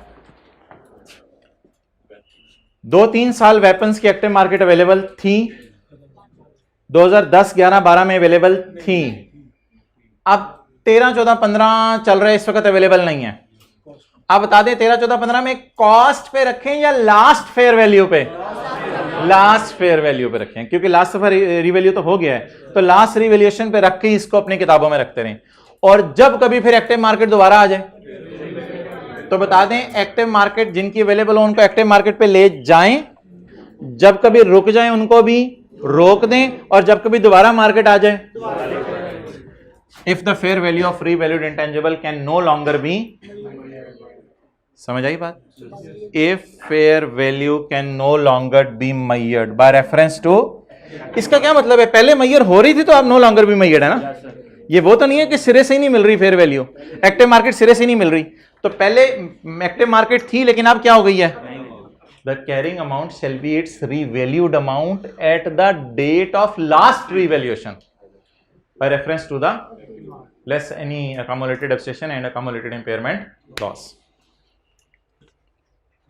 ये अगला कॉन्सेप्ट मैंने आपको नहीं दिया, ये वाला, इससे अगला पहले पढ़ लें। If fair value of asset can be measured by reference to active market at a subsequent date, बाद में फिर फेयर वैल्यू पता चल जाए, the revaluation model is applied from that date. तो इसको ना इससे लिंक कर लें, 82 को खींच के 84 के साथ ले आए। 82 में क्या बता रहा था उर्दू में बताएं? पहले मार्केट थी अब नहीं है, और 84 में फिर क्या कह रहे हैं? दोबारा मार्केट आ गई उसकी, तो अब दोबारा उसे क्या कर लें? रीवैल्यू कर लें। ये तो सिंपल लॉजिकल सी बात है, कोई ऐसी याद रखने वाली बात भी नहीं, पेपर में खुद ही याद आ जाएगी ये बात। अच्छा, ऐसी एक मशवरा देते हैं, क्या कहते हैं, कभी भी एक्टिव मार्केट खत्म हो जाए ना इंटेंजिबल की, तो कहते हैं मेरा मशवरा है कि उसे इंपेयरमेंट टेस्ट से भी गुजार लो, क्योंकि पता नहीं क्या बने बेचारे एसेट के साथ। ऐसी एक मशवरा दिया, नया सा कॉन्सेप्ट जहन में बिठा लें। चलते चलते चलते एक्टिव मार्केट थी, चलते चलते चलते चलते एक्टिव मार्केट एकदम खत्म हो गई। खत्म हो गई तो रीवैल्यू तो करना बंद करना ही है। एक छोटी सी एहतियात और कर लें, इंपेयरमेंट टेस्ट से गुजार लें, क्या पता बेचारा एसेट ही पूरा का पूरा क्या हो गया हो, इंपेयरमेंट। तो जब मार्केट गायब हो तो एसेट को क्या कर लें? इंपेयरमेंट टेस्ट से गुजार लें, जरूरी नहीं इंपेयर हुआ हो। The fact that active market no longer exists for a revalued intangible may indicate that asset may be and it needs to be tested in accordance with IAS 36। Okay, अब general entries और ये treatment of surplus ये सारा छोड़ें, ये हम करेंगे। अच्छा, ये छोटी सी इंग्लिश की डिस्कशन अगले सफ़े पे, यूजफुल लाइफ, डेफिनेट इनडेफिनेट, ये भी आई के अपने उठा के ना पूरा स्टैंडर्ड ही छाप दिए, इसको भी 4-5 मिनट में कल कर लेंगे, छोड़ें अब इसको, बस बहुत हो गया। अच्छा,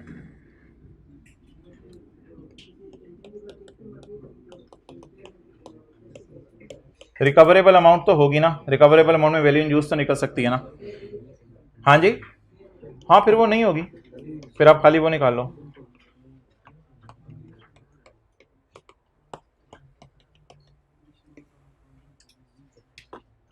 आपको इंग्लिश में लिख के बताना चाहिए यूजर को कि मेरी अकाउंटिंग पॉलिसी क्या है। आपको इंग्लिश में लिख के यूजर को बताना चाहिए कि मेरी अकाउंटिंग पॉलिसी क्या है। पॉलिसीज कितनी है? दो। नंबर 1 कॉस्ट मॉडल और नंबर 2 रिवैल्यूएशन मॉडल। चलें, अब थोड़ी सी बोरिंग चीज़ें हो गई हैं, आज एक इंटरेस्टिंग चीज़ करते हैं। उसकी किसी ने डाउनलोड कर ली हुई है फाइनेंशियल स्टेटमेंट्स नेस्ले की? नहीं की हुई? अच्छा, आज फिर आप जाके ना पैकेजेस की फाइनेंशियल स्टेटमेंट्स डाउनलोड कर लीजिएगा। पैकेजेस की फाइनेंशियल स्टेटमेंट्स ये नेस्ले की हैं।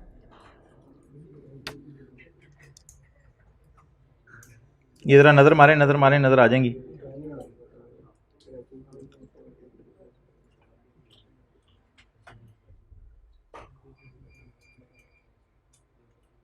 नज़र आ रही हैं फाइनेंशियल स्टेटमेंट्स, एनुअल रिपोर्ट 2019, ये मिल गई पैकेजेस की फाइनेंशियल स्टेटमेंट।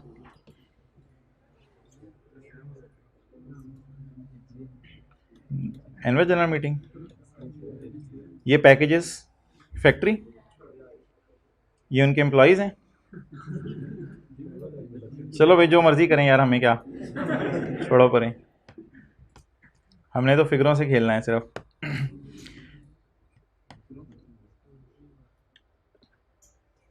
ये कौन सा बटन दब रहा है? पेज डाउन का, पेज अप का?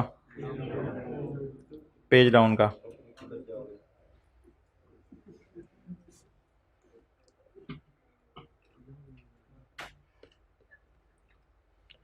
अच्छा, साथ वाले से सलाम ले लें उतनी देर।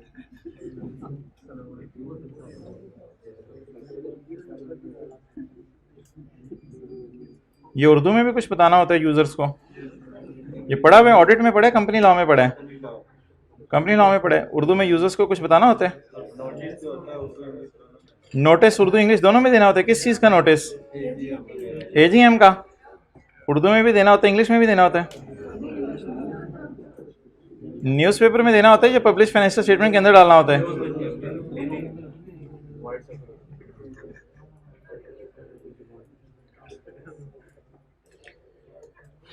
अच्छा यार, ये एक इंटेंजिबल का नोट हमने वो पढ़ा था जो कि 2 सवालों में हमने किया था क्लास में। कल किया था वेबसाइट, लाइसेंसेस, प्रोडक्ट्स, लंबूतरा सा लंबा सा एक वो था। एक इंग्लिश में भी नोट देना होता है इंटेंजिबल्स का, अंग्रेजी लिख के। ये आज तक ICAP में कभी नहीं आया। इंग्लिश में देना होता है आपने। ये जो नोट अंग्रेजी में देना होता है ना, ये अंग्रेजी वाला नोट वही IAS 38 का नॉलेज है, आपने यूजर को बता देना है। मिसाल के तौर पे पैकेजेस वाले कहते हैं जी हमारे पास क्या मौजूद है। जो लाइन समझ ना आई मेरे से जरा पूछ लेनी आपने। पैकेजेस वाले कहते हैं expenditure incurred to acquire computer software and SAP भी कोई सॉफ्टवेयर है, एंड डेवलप वेबसाइट्स, हम अपनी वेबसाइट्स खुद भी बना रहे हैं, आर कैपिटलाइज्ड एज, बता दें जी कितने इनके पास इंटेंजिबल्स हैं? 2। नंबर 1, हाँ 3 है, सॉफ्टवेयर, सैप एंटरप्राइज एंड अपनी website, and stated at cost. कौन सा मॉडल ये फॉलो कर रहे हैं? क्लियर? ये बातों में से कोई ऐसी नई बात नहीं होगी आपको। Cost with maintaining the intangibles, बताएं P&L में फेंकते होंगे या ये कैपिटलाइज कर देंगे? Maintenance recognised as an expense when incurred. Development cost are recognised as intangible. Development cost क्या रिकॉग्नाइज की जाएंगी? As an. ये बातें हम किसको बता रहे हैं? यूजर्स ऑफ फाइनेंशियल स्टेटमेंट्स को। When the following criteria are, ये कौन से क्राइटेरिया हैं? 6 क्राइटेरिया। जो पैरा नंबर 57 था, 6 था, जो भी था पैरा नंबर वो था जिसमें 6 क्राइटेरिया हैं। कहते हैं डेवलपमेंट को तब एसेट बनाते हैं जब कितने क्राइटेरिया पूरे हों? 6 criteria. Directly attributable cost are capitalised, ये बात आपको पता है? As a part of cost of software, include employ costs, साइंसदानों को तनख्वाह, and an appropriate portion of relevant overheads. Capitalized costs are recorded as intangible and amortized from the point at which asset is ready for use. Clear? अच्छा, package वालों अपनी research और development का क्या करते हो तुम लोग? कहते हैं research and development expenditure that do not meet the criteria are recorded as an expense. Development cost recorded as an expense. ये एक बात थी, आपने मुझे सोच बतानी है। यह रिसर्च खर्चे में चली गई, बुरी वाली डेवलपमेंट खर्चे में चली गई, अच्छी वाली डेवलपमेंट को एसेट में डाल दिया। किसी ने मशवरा दिया डेवलपमेंट जब अच्छी वाली होना शुरू हो गई है तो पुरानी बुरी वाली डेवलपमेंट और रिसर्च को खर्चे से निकाल के एसेट में डाल दो। ये ऐसा कभी हमने क्लास में किया है? नो नो नो नो, ऐसा कभी नहीं करना। हालांकि ये एक बड़ी लॉजिकल आर्ग्यूमेंट लोग देते थे स्टैंडर्ड बनाने वाले को। कहते तुम रिसर्च को कह रहे हो खर्चा, डेवलपमेंट को कह रहे हो बुरा खर्चा। जब डेवलपमेंट अच्छा खर्चा बन गया है तो इसका मतलब है पुरानी वाली डेवलपमेंट भी फिर एज्यूम कर लो अच्छी होगी। कहता है नहीं नहीं नहीं, इसकी इजाजत नहीं है। जो चीज खर्चे में चली गई वो चली गई। डेवलपमेंट प्रीवियसली रिकॉर्डेड एज खर्चा, ये कौन सी वाली होगी? बुरी वाली। Are not recorded as an asset, ये एसेट के तौर पे रिकॉर्ड नहीं की जाती। अगली डिस्कशन कौन सी है जी? Amortisation methods and periods.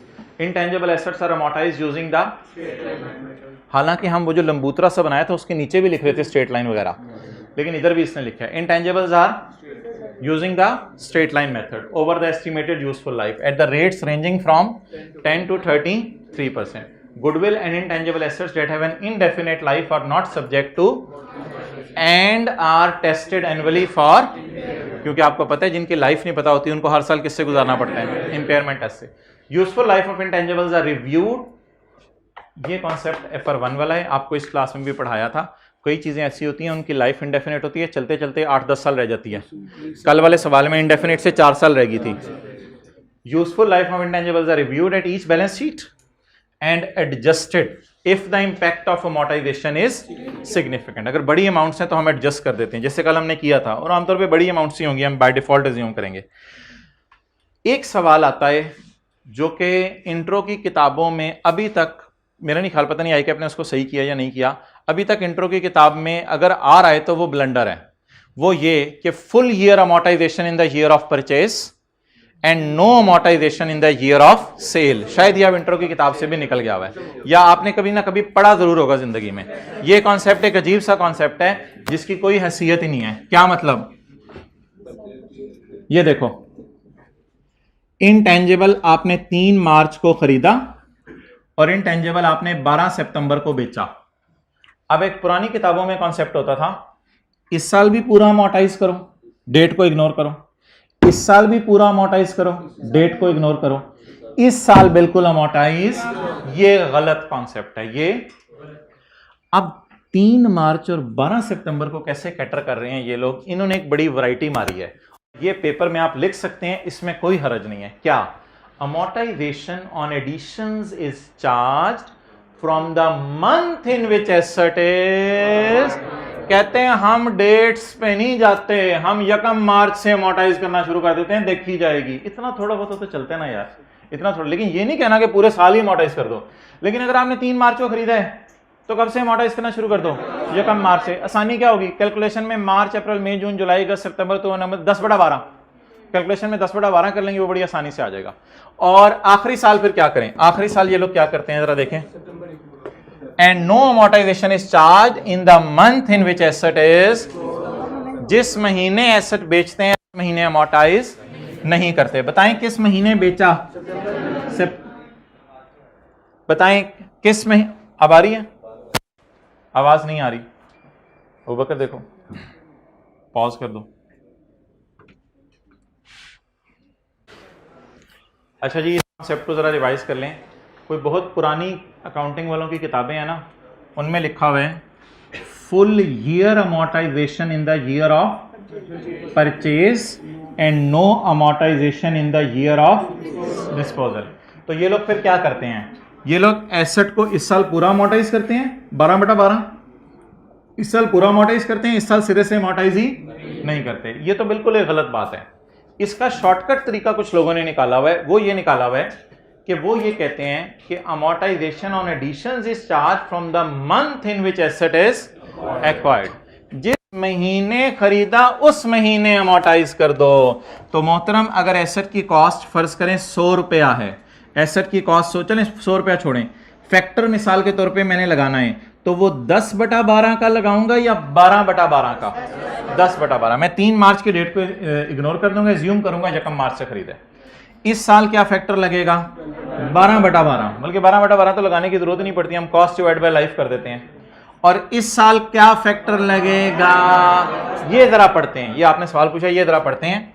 And no amortisation is charge in the month in which asset is.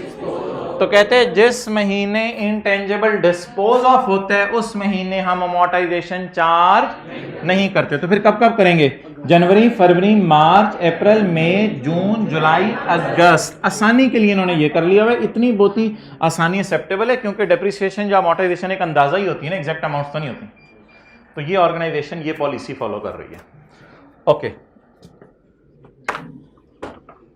अब यार ये जो अंग्रेजी मैंने आपको सारी पढ़ाई है, ये मैंने कहा पेपर में कभी आई नहीं, लेकिन आपको पता कैसे चलेगा कि पेपर के अंदर ये आ गई है?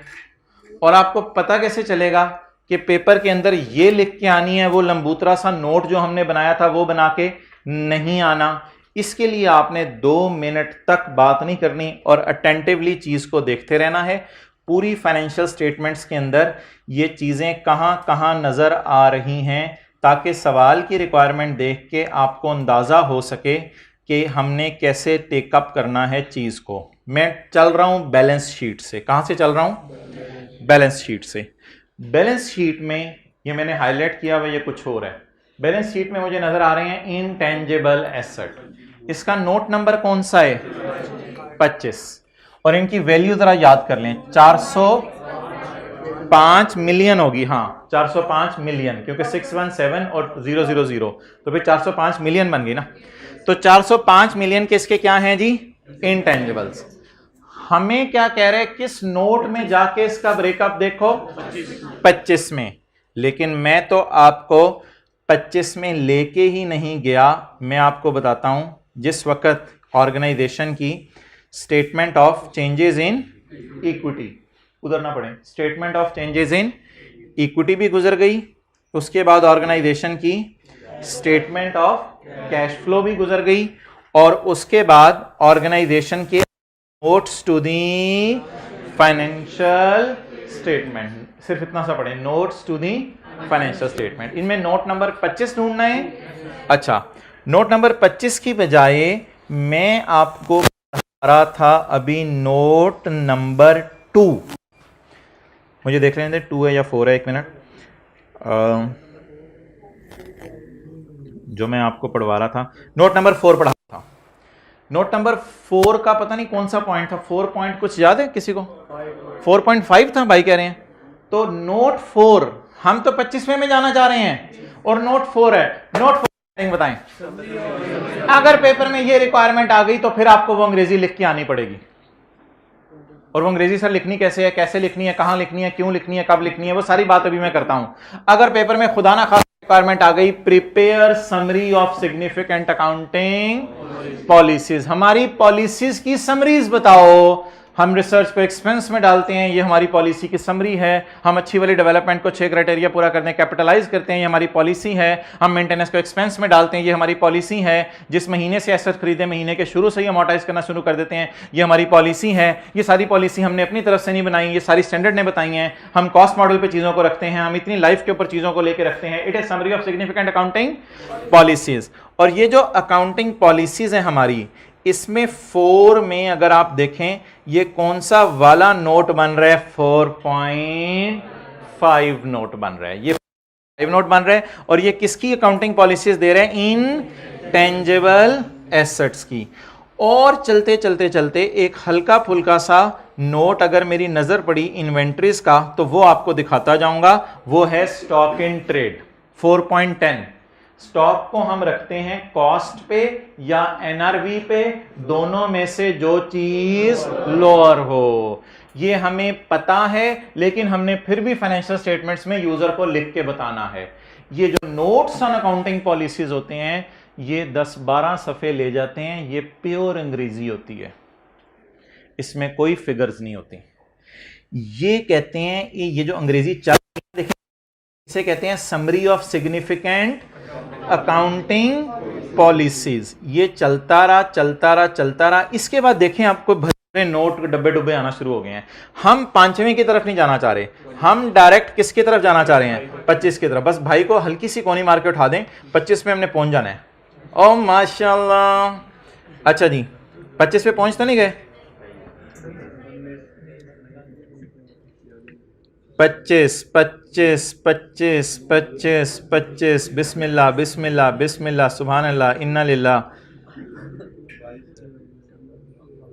25 25, ये वो लंबूतरा सा नोट आ गया 25। इसकी कल हमने हेडिंग क्या दी थी? हमने हेडिंग वेबसाइट फलां फलां फलां, इसने लिखा हुआ है goodwill software and ERP system. Gross carrying amount की जगह इसने क्या लिखा हुआ है? Opening, addition, deletion, closing, accumulated amortisation. Opening level high होता हुआ लग रहा है अपना आपको, अमोर्टाइजेशन, क्लोजिंग। बीवी तो आपको पता है हर जगह आ जाती है, बीवी आ गई।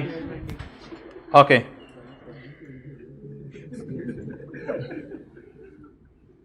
अच्छा इन्होंने इधर क्यों नहीं लिखा हुआ कि कॉस्ट मॉडल है या रिवैल्यूएशन मॉडल है? ऊपर लिखा है ना, इधर क्यों नहीं लिखा हुआ लाइफें कितनी है? ऊपर लिखा है ना। तो अब बता दें, आज तक क्या आईकेप के किसी सवाल में आपको नजर आया है also write down notes on accounting policies? ये सिर्फ टेस्ट 1 के पहले सवाल की रिक्वायरमेंट में लिखा होगा। जो टेस्ट 1 हमारा होने अगले हफ्ते, उसकी रिक्वायरमेंट में ये लिखा होगा ऑल्सो प्रिपेयर नोट ऑन तो आपको दो काम करने पड़ेंगे, आपको दो काम करने पड़ेंगे। तैयार हो क्या आना है आपने उस टेस्ट के लिए? आपको ये लंबूतरा सा नोट भी बनाना पड़ेगा, इसके मेरे ख्याल से 60-70% मार्क्स होंगे, और वो अंग्रेजी लिखने के कितने % मार्क्स होंगे? 20 से 30% मार्क्स उस अंग्रेजी लिखने के होंगे। ये मैंने आपको लीक कर दिया है, टेस्ट लीक कर दिया, टेस्ट की रिक्वायरमेंट भी आपको बता दी है। एक ये नोट बनाना होगा और समरी ऑफ अकाउंटिंग पॉलिसीज बनाना होगा। अब समरी ऑफ अकाउंटिंग पॉलिसीज बच्चे आके क्लास के बाद टीचर से पूछेंगे कि सर ये हमने याद करनी है और जाके हमने पैकेजेस की फाइनेंशियल स्टेटमेंट डाउनलोड करनी है और हम क्या करेंगे? तो उसके जवाब में सर बताएंगे पुत्र ये सारा पेज नंबर 20 पे लिखा हुआ है, packages, financial statements, intangible assets, notes on accounting policy. तो वो जो दिल धक धक कर रहा था कि डाउनलोड करने, अपलोड नहीं होता है, तो डाउनलोड कहां से होनी है चीजें, तो वो वाला मसला हल हो गया। गुडविल पे क्वेश्चन मार्क लगा लें क्योंकि अभी हमने कंसोलिडेशन नहीं पढ़ी हुई। पेज नंबर 20 किताब में भी सफ़ा ढूंढ लें, मिल जाएगा जिनके पास किताब आ चुकी है, लेट ज्वाइन किया। और बातें वही, सॉफ्टवेयर एक्वायर किया हुआ है, डेवलप की हुई है, वेबसाइट्स, मेंटेनेंस, पीएनएल आते हैं, और डेवलपमेंट कॉस्ट 6 क्राइटेरिया। अब ये 6 क्राइटेरिया अगर पेपर में लिखने पड़ गए ना तो ये स्टैंडर्ड खोल के लिख देंगे, बस स्टैंडर्ड का पैरा तो पता है ना, स्टैंडर्ड खोल के वहां से लिख देंगे। और उसके बाद डायरेक्टली एट्रीब्यूटेबल कॉस्ट को कैपिटलाइज करते हैं, और उसके बाद अमोर्टाइज कब से करना शुरू करते हैं? जब से रिसर्च को कहाँ डालते हैं? खर्चे में। डेवलपमेंट को अच्छी वाली हो तो कैपिटलाइज। अमोर्टाइजेशन में आपने देख लेना है, कुछ के लिए 10% रेट यूज हो रहा है, कुछ के लिए 15, कुछ के लिए 33। जो भी सवाल के अंदर होगा आप एक रेंज भी बता सकते हैं, और किन चीज़ों को अमोर्टाइज कर रहे हैं, किन को नहीं कर रहे, ये सारी डिटेल है। तो ये हल्की फुल्की बातें याद कर लीजिएगा। इधर खड़े खड़े बेशक वैसे ही मेरे साथ बैठ के ज़बानी याद कर लें। Research is charge to expense, all maintenance expenses are charged to expense, development if meeting the 6 criteria will be, और वो 6 criteria फिर उठा के कॉपी पेस्ट कर देंगे हम स्टैंडर्ड से। if meet these criteria will be capitalized, those intangibles which are not having definite life are not amortized, however they are tested for impairment। अच्छा, एक दफ़ा नोट आया था IAS 16 का, शायद FR1 में, बड़ी पुरानी बात है। उसमें नोट बनाने वाले ने क्या लिखा था, उसमें उसने ऊपर कोई डाटा नहीं दिया हुआ था। उसने कहा था आप नोट ऑन अकाउंटिंग पॉलिसीज बना दो, सिमरी, जिसे मैंने कहा summary of significant accounting policies, note on accounting policies बना दो टेकिंग नेसेसरी अजम्पशंस।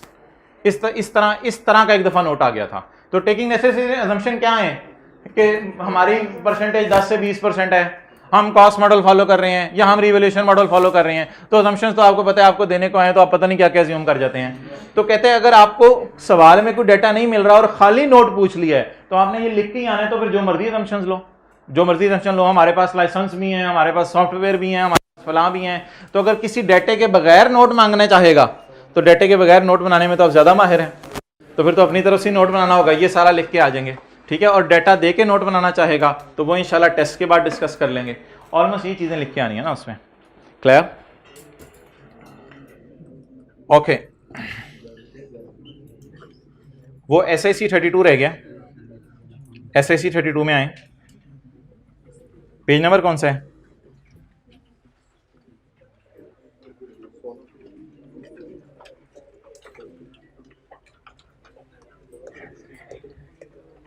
अभी तक जो मेरा प्लान है ना, अभी तक कल की क्लास में sheep will give baby,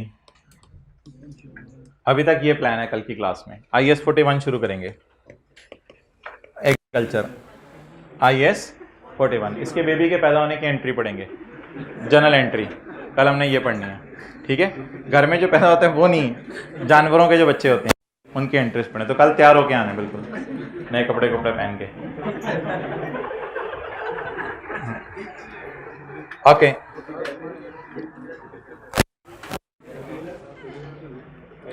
SIC 32 किस पेज पे है? 16, पेज नंबर 16 पे।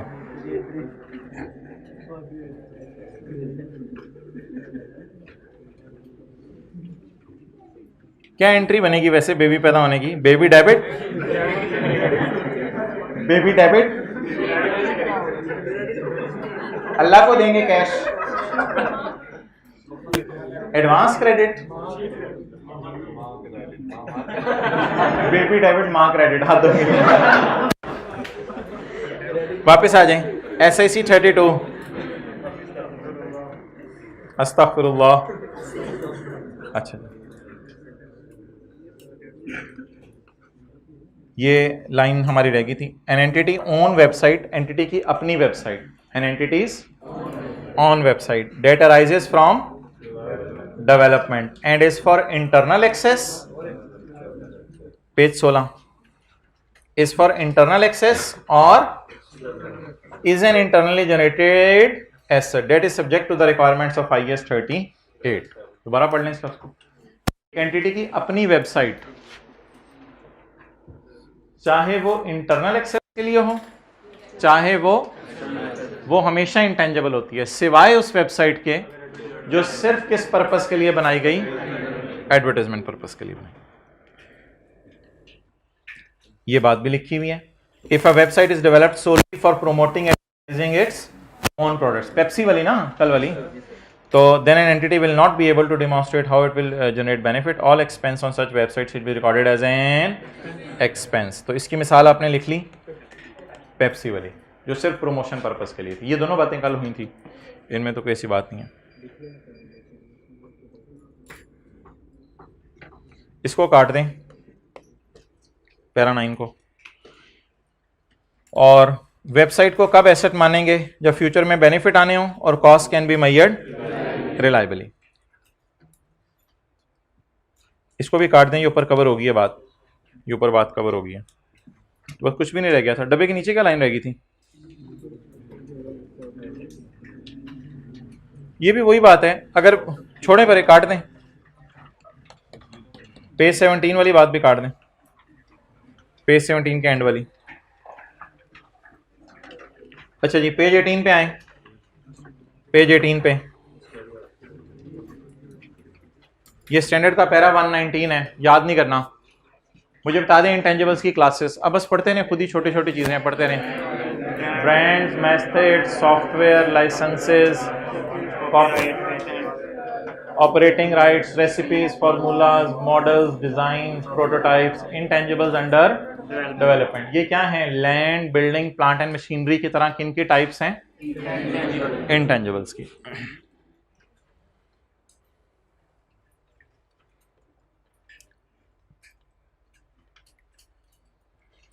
अच्छा, इंटेंजिबल्स के बारे में आपने यूजर्स को क्या क्या बताने हैं, ये इंशाल्लाह कल पढ़ेंगे।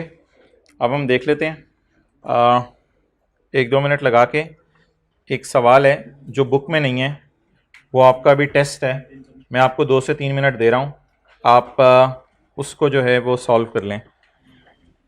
आपने स्क्रीन की तरफ देखते रहने, 1 से 2 मिनट बाद 1-2 मिनट बातें कर लें।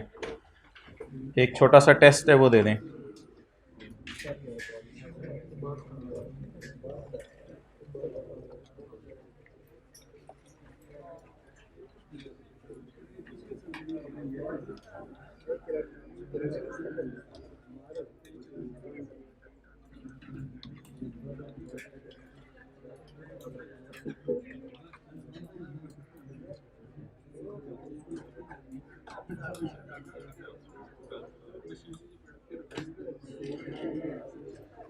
पढ़ लें जी, ये स्क्रीन से ही आपको देखना पड़ेगा।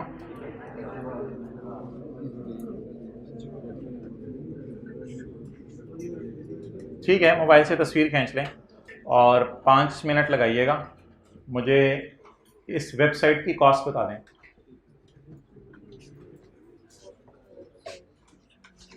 पाँच मिनट लगाइएगा, ज़्यादा टाइम ना। कैलकुलेटर पकड़ लें, वेबसाइट की कॉस्ट बताएं। इंशाल्लाह 70-80% सारे सही कर लेंगे।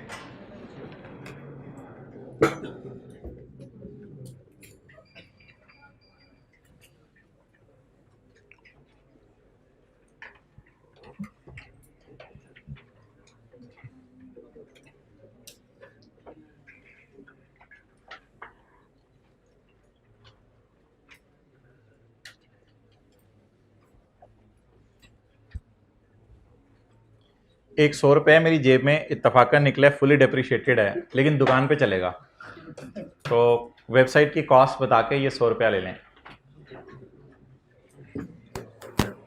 हाइब्रिड क्लास में से बता दें ये जैसे बता दें, जो भी बता दें। दानिश मुझे बता दीजिएगा जो भाई आपको कॉस्ट बता दें वेबसाइट की।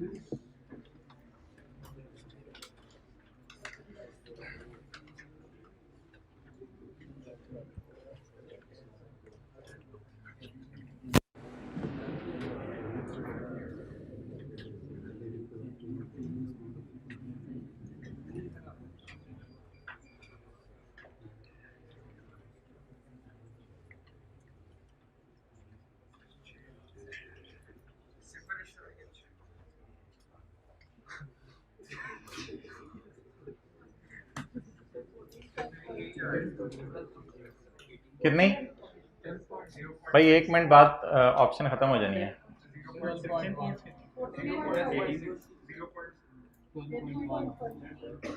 एक एक करके बोले, हाथ खड़ा करके बोले आप। नहीं,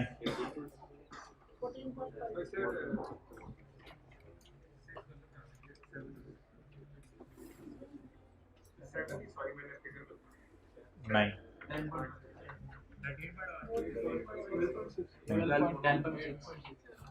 कोई एक दो गलती कर रहे होंगे, जल्दी बता दें। 10 वाला कौन है? एक्सेलेंट, 10 10 10, बस खत्म हो गया ऑप्शन। अब ये दे दें। चलें जी, 10 है कॉस्ट, अब निकाल लें सारे।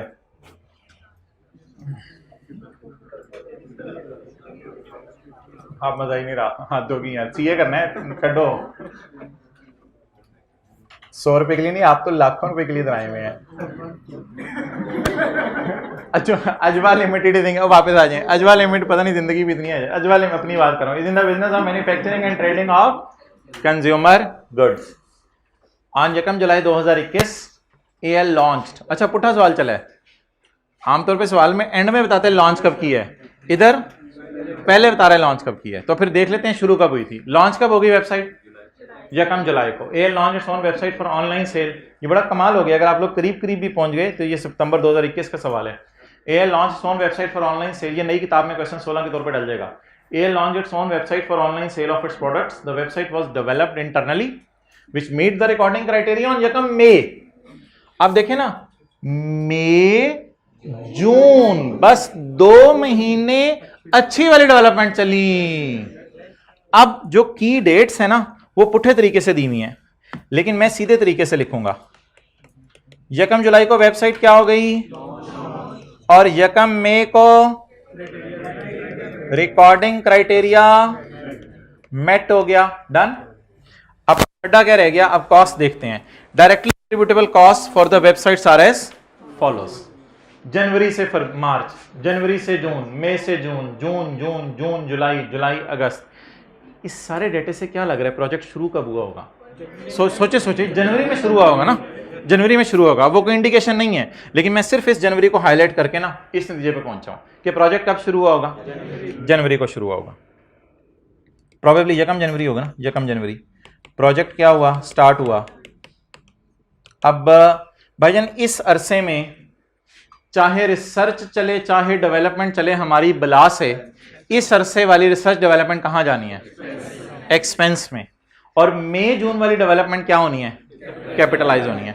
अच्छा, मैंने आपको क्या बताया था? पहले आप महीने देखा करें या पहले खर्चों की नेचर देखा करें? पहले खर्चों की नेचर देखा करें। अभी आपने तरतीब से चलना है और बिल्कुल कंफ्यूज नहीं होना।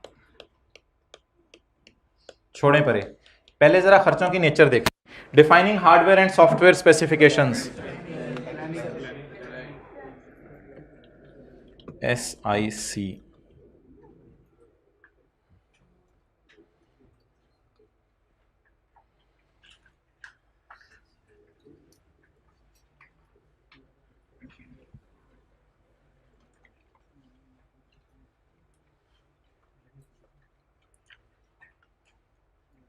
जी बोलें। डिफाइनिंग हार्डवेयर एंड सॉफ्टवेयर, नहीं, एक्सपेंस डेवलपमेंट अभी आपने नहीं बताना। अभी मुझे रिसर्च है या डेवलपमेंट है? रिसर्च है। वैसे तो ये प्लानिंग है, वैसे रिसर्च मुझे अच्छा लफ्ज़ नहीं लग रहा, बल्कि स्टैंडर्ड ने भी इसकी इजाज़त नहीं दी, लेकिन फिलहाल आपके समझने के लिए सिर्फ इसको क्या लिख रहा हूं मैं? Research. Salaries and general overheads, भाई ये तो मेन आपका खर्चा होता है वेबसाइट बनाने का या कोई भी इंटेंजिबल बनाने का, इसलिए इसमें तो अच्छी बुरी डेवलपमेंट अलग अलग देखनी पड़ेगी, इसलिए इसको अभी साइड पर रखें। आगे चलें। Development of the content, content development, ये कहां पे आएगी बोले? डेवलपमेंट। अच्छी बुरी मेरी बला से अभी छोड़ें, इसको किस में डालूं, रिसर्च में या डेवलपमेंट में? डेवलपमेंट में। Registering website with search engines, ये था कल दिया हुआ था। हाँ, registering website with search engine, ये किस में आया था? ऑपरेशनल में आया था। इसे कहां डालें? ऑपरेशनल खर्चे कहां जाते हैं सारे? एक्सपेंस में, या ऑपरेशनल का लफ्ज लिख लें, जो भी लिख लें। सालाना फीस ऑफ वेबसाइट होस्टिंग, हमारी वेबसाइट कहीं जाके डाटा उसका सेव हो रहे और कोई बंदा उस डाटे को होस्ट करे, लेकिन ये सालाना फी है। सालाना फी सोच के बताएं हमेशा क्या होनी चाहिए? ये तो इसी साल फायदा देगी, इसकी तो बोंगी एसेट बना के 3-4 साल पे मोटाइज करो। सालाना फीस जिस मर्जी नेचर की हो, सालाना हमेशा क्या होगी? एक्सपेंस होगी। सालाना फीस फायदा कितना साल देगी? अगर वेबसाइट ने फायदा 5 साल देना है तो ये सालाना फी कितने साल फायदा देगी? तो इसलिए मजबूरन एनुअल के साथ बाय डिफॉल्ट याद रखिएगा, जो भी एनुअल फीस होती है वो तो हमेशा ही क्या होती है? एक्सपेंस होती है। ये भी एक्सपेंस में चलेगी। ट्रेनिंग हमेशा एक्सपेंस में होती है। Discount offers for logging on the website, जो लोग वेबसाइट पे आ रहे हैं उन्हें डिस्काउंट दे रहे हैं, इसका वेबसाइट की कॉस्ट से क्या ताल्लुक है? इसका वेबसाइट की कॉस्ट से कोई ताल्लुक है? जो लोग वेबसाइट पे आ रहे हैं उन्हें डिस्काउंट दे रहे हैं, तो डिस्काउंट दे रहे हैं, आपके बिजनेस का खर्च है, डिस्काउंट एक्सपेंसेस में चला जाएगा। तो ये भी किधर चला गया? एक्सपेंस में। अच्छा, अब थोड़ा सा जरा नजर मार लेते हैं कि एक इसने ना स्टार लिखा हुआ है, स्टार। स्टार का मतलब आपने मुझे बताना है। स्टार का मतलब, स्टार इन सारी बातों के साथ है। बड़ा इंपॉर्टेंट पॉइंट है, स्टार इन सारी बातों के साथ है। All cost are incurred evenly throughout the mentioned period. क्या कोई बता सकते हैं इस साल कितने महीने डिफाइनिंग हार्डवेयर होता रहा? 3 महीने, जनवरी फरवरी। इस साल कितने महीने सैलरीज देते रहे? जनवरी फरवरी मार्च अप्रैल मई जून। इस साल कितने महीने कंटेंट डेवलप होता रहा? 2 महीने। इस साल कितने महीने सर्च इंजन पर रजिस्टर कराया? ये तो मेरे ख्याल से किसी एक ही दिन जाके करा दिया होगा, एनुअल फीस भी एक ही दिन जाके पे कर दी होगी। इस साल कितना अरसा एम्प्लॉयज को ट्रेन करते रहे? 2 महीने। अब अगर इस फिगर को कभी तकसीम करना पड़े तो डिवाइडेड बाय 2 करेंगे, लेकिन इसको तकसीम ही नहीं करना क्योंकि ये सारी की सारी फिगर क्या है? ट्रेनिंग एक्सपेंस है। क्लियर? और ये भी सारा का सारा एक्सपेंस है जुलाई अगस्त का। अच्छा, फड्डा सिर्फ क्या है? सवाल की पहली रिक्वायरमेंट क्या है? कल की तरह का सवाल है, एक तो कॉस्ट निकालनी है, दूसरा जिन खर्चों को इग्नोर किया उनकी आपने रीजन बतानी है। ठीक है, तो मैंने सिर्फ आपसे ये पूछा था, आपने कॉस्ट बतानी है। अच्छा जी, रिसर्च को कहां डाल दूं? एक्सपेंस में। सैलरीज एंड जनरल ओवरहेड जनवरी से जून तक होती रही हैं, जनवरी से जून तक। तो जनवरी फरवरी मार्च अप्रैल। आपको पता है जिस दिन लॉन्च हो जाए उस दिन साइंसदानों को निकाल दिया जाता है। तो हमारे साल में ये 12 महीने खर्चा हुआ या हमारे साल में ये 6 महीने खर्चा हुआ?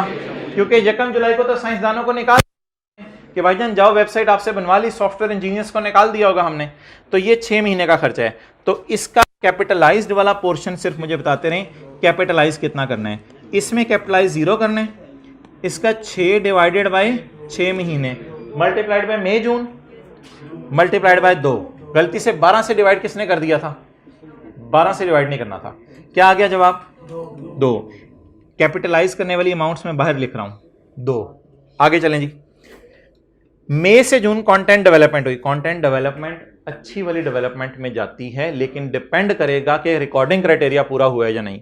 मई जून में बताएं रिकॉर्डिंग क्राइटेरिया ऑलरेडी मेट था, तो इसको डिवाइडेड बाय 2 करके कोई सलूक करें या डायरेक्ट इसको अच्छी वाली डेवलपमेंट कह दें, तो ये पूरा का पूरा कैपिटलाइज हो गया।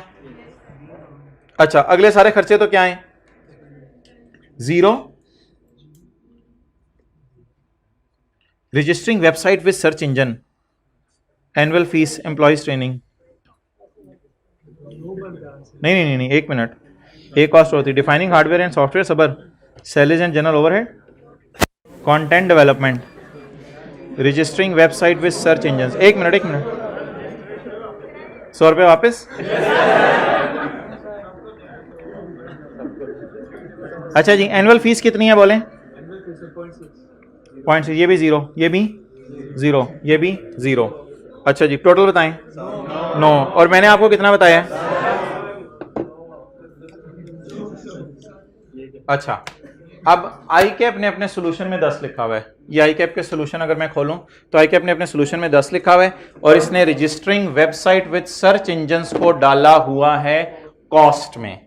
तो registering website with search engines को इसने क्यों कॉस्ट में डाला है? अब मैं तो ईमेल ही कर सकता हूँ आई कैप को। क्राइटेरिया मीट हो गया ना, क्राइटेरिया मीट हो गया यार क्राइटेरिया तो मीट हो रहा है, लेकिन बाय डिफॉल्ट ये यार ये एक minute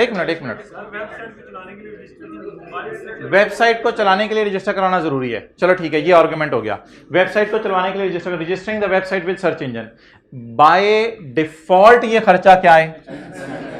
unless it meets the recording criteria, unless कि ये किसको मीट कर जाए?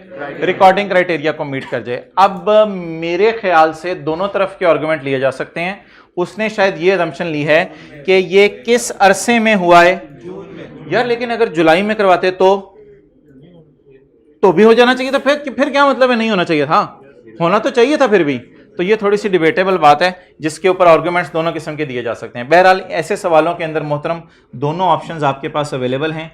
एक थोड़ा सा कंट्रोवर्शियल पॉइंट है, इसमें बहस हो सकती है, कोई मसला नहीं, आप बिल्कुल परेशान ना हो। इसको एक्सपेंस में भी डाला जा सकता है। आई कैप ने किस वजह से कैपिटलाइज किया, जरा वजह बता दें। क्राइटेरिया मीट हो गया तो आपने डाल दिया है। मैं वैसे इस राय का कायल नहीं हूं। मेरे ख्याल से जो स्टैंडर्ड ने वाजे ट्रीटमेंट दिए ना, पहले उसको करना चाहिए हमें। अनलेस के रजिस्टर वेबसाइट के साथ वाजे तौर पे क्या लिख दे, दिस अलग से इसके साथ लिखे। एक तो पूरे सवाल के साथ तो लिखा ही हुआ है ना, ऊपर इसने पूरे सवाल के साथ लिखा ही हुआ है, लेकिन अलग से अगर इसके साथ लिख देता तो फिर ठीक था। तो इट इज डिबेटेबल। चलें जी, अब टोटल कितना हो गया? 9 हो गया या 10 हो गया? अच्छा, 9 वाले कितने थे? और ठीक है। और 9 वालों ने 9 कब बताया था? अब इसका हल क्या करें?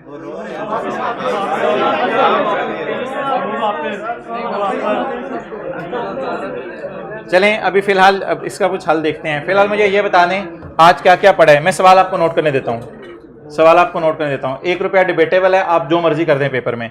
मुझे एक्सपेंस में डालना ज़्यादा अच्छा लगेगा क्योंकि वाजे एक्सपेंस लिखा हुआ है। अच्छा, मुझे बता दें क्या क्या पढ़ा है हमने क्लास के शुरू में। अच्छा हाँ, क्वेश्चन नंबर 3 किया था और रीवैल्यूएशन की लंबी चौड़ी डिस्कशन की है। और किसकी डिस्कशन की है? रेजिडुअल। कोई बंदा ऐसा है क्लास में जो उठने से पहले अपने दोस्त को 8 से 9 बातें रीवैल्यूएशन के बारे में अलग अलग बता दे? वैसे हाथ खड़ा करें, ट्राई करें। 7 से 8 बातें अपने दोस्त को अलग अलग बताएं जो हर बात हर एक से जुदा हो। मिसाल के तौर पे क्लासेस बनाएंगे, क्लास के अंदर जो है वो सारी क्लास वालों को करेंगे और उनको साइमल्टेन। कितने लोग 8 से 9 बातें बता सकते हैं रिवैल्यूएशन के बारे में? चलें, ये आपने बतानी है, फिर कल मैं आपसे पूछूंगा। रेजिडुअल वैल्यू के बारे में, रेजिडुअल वैल्यू के बारे में कितनी बातें?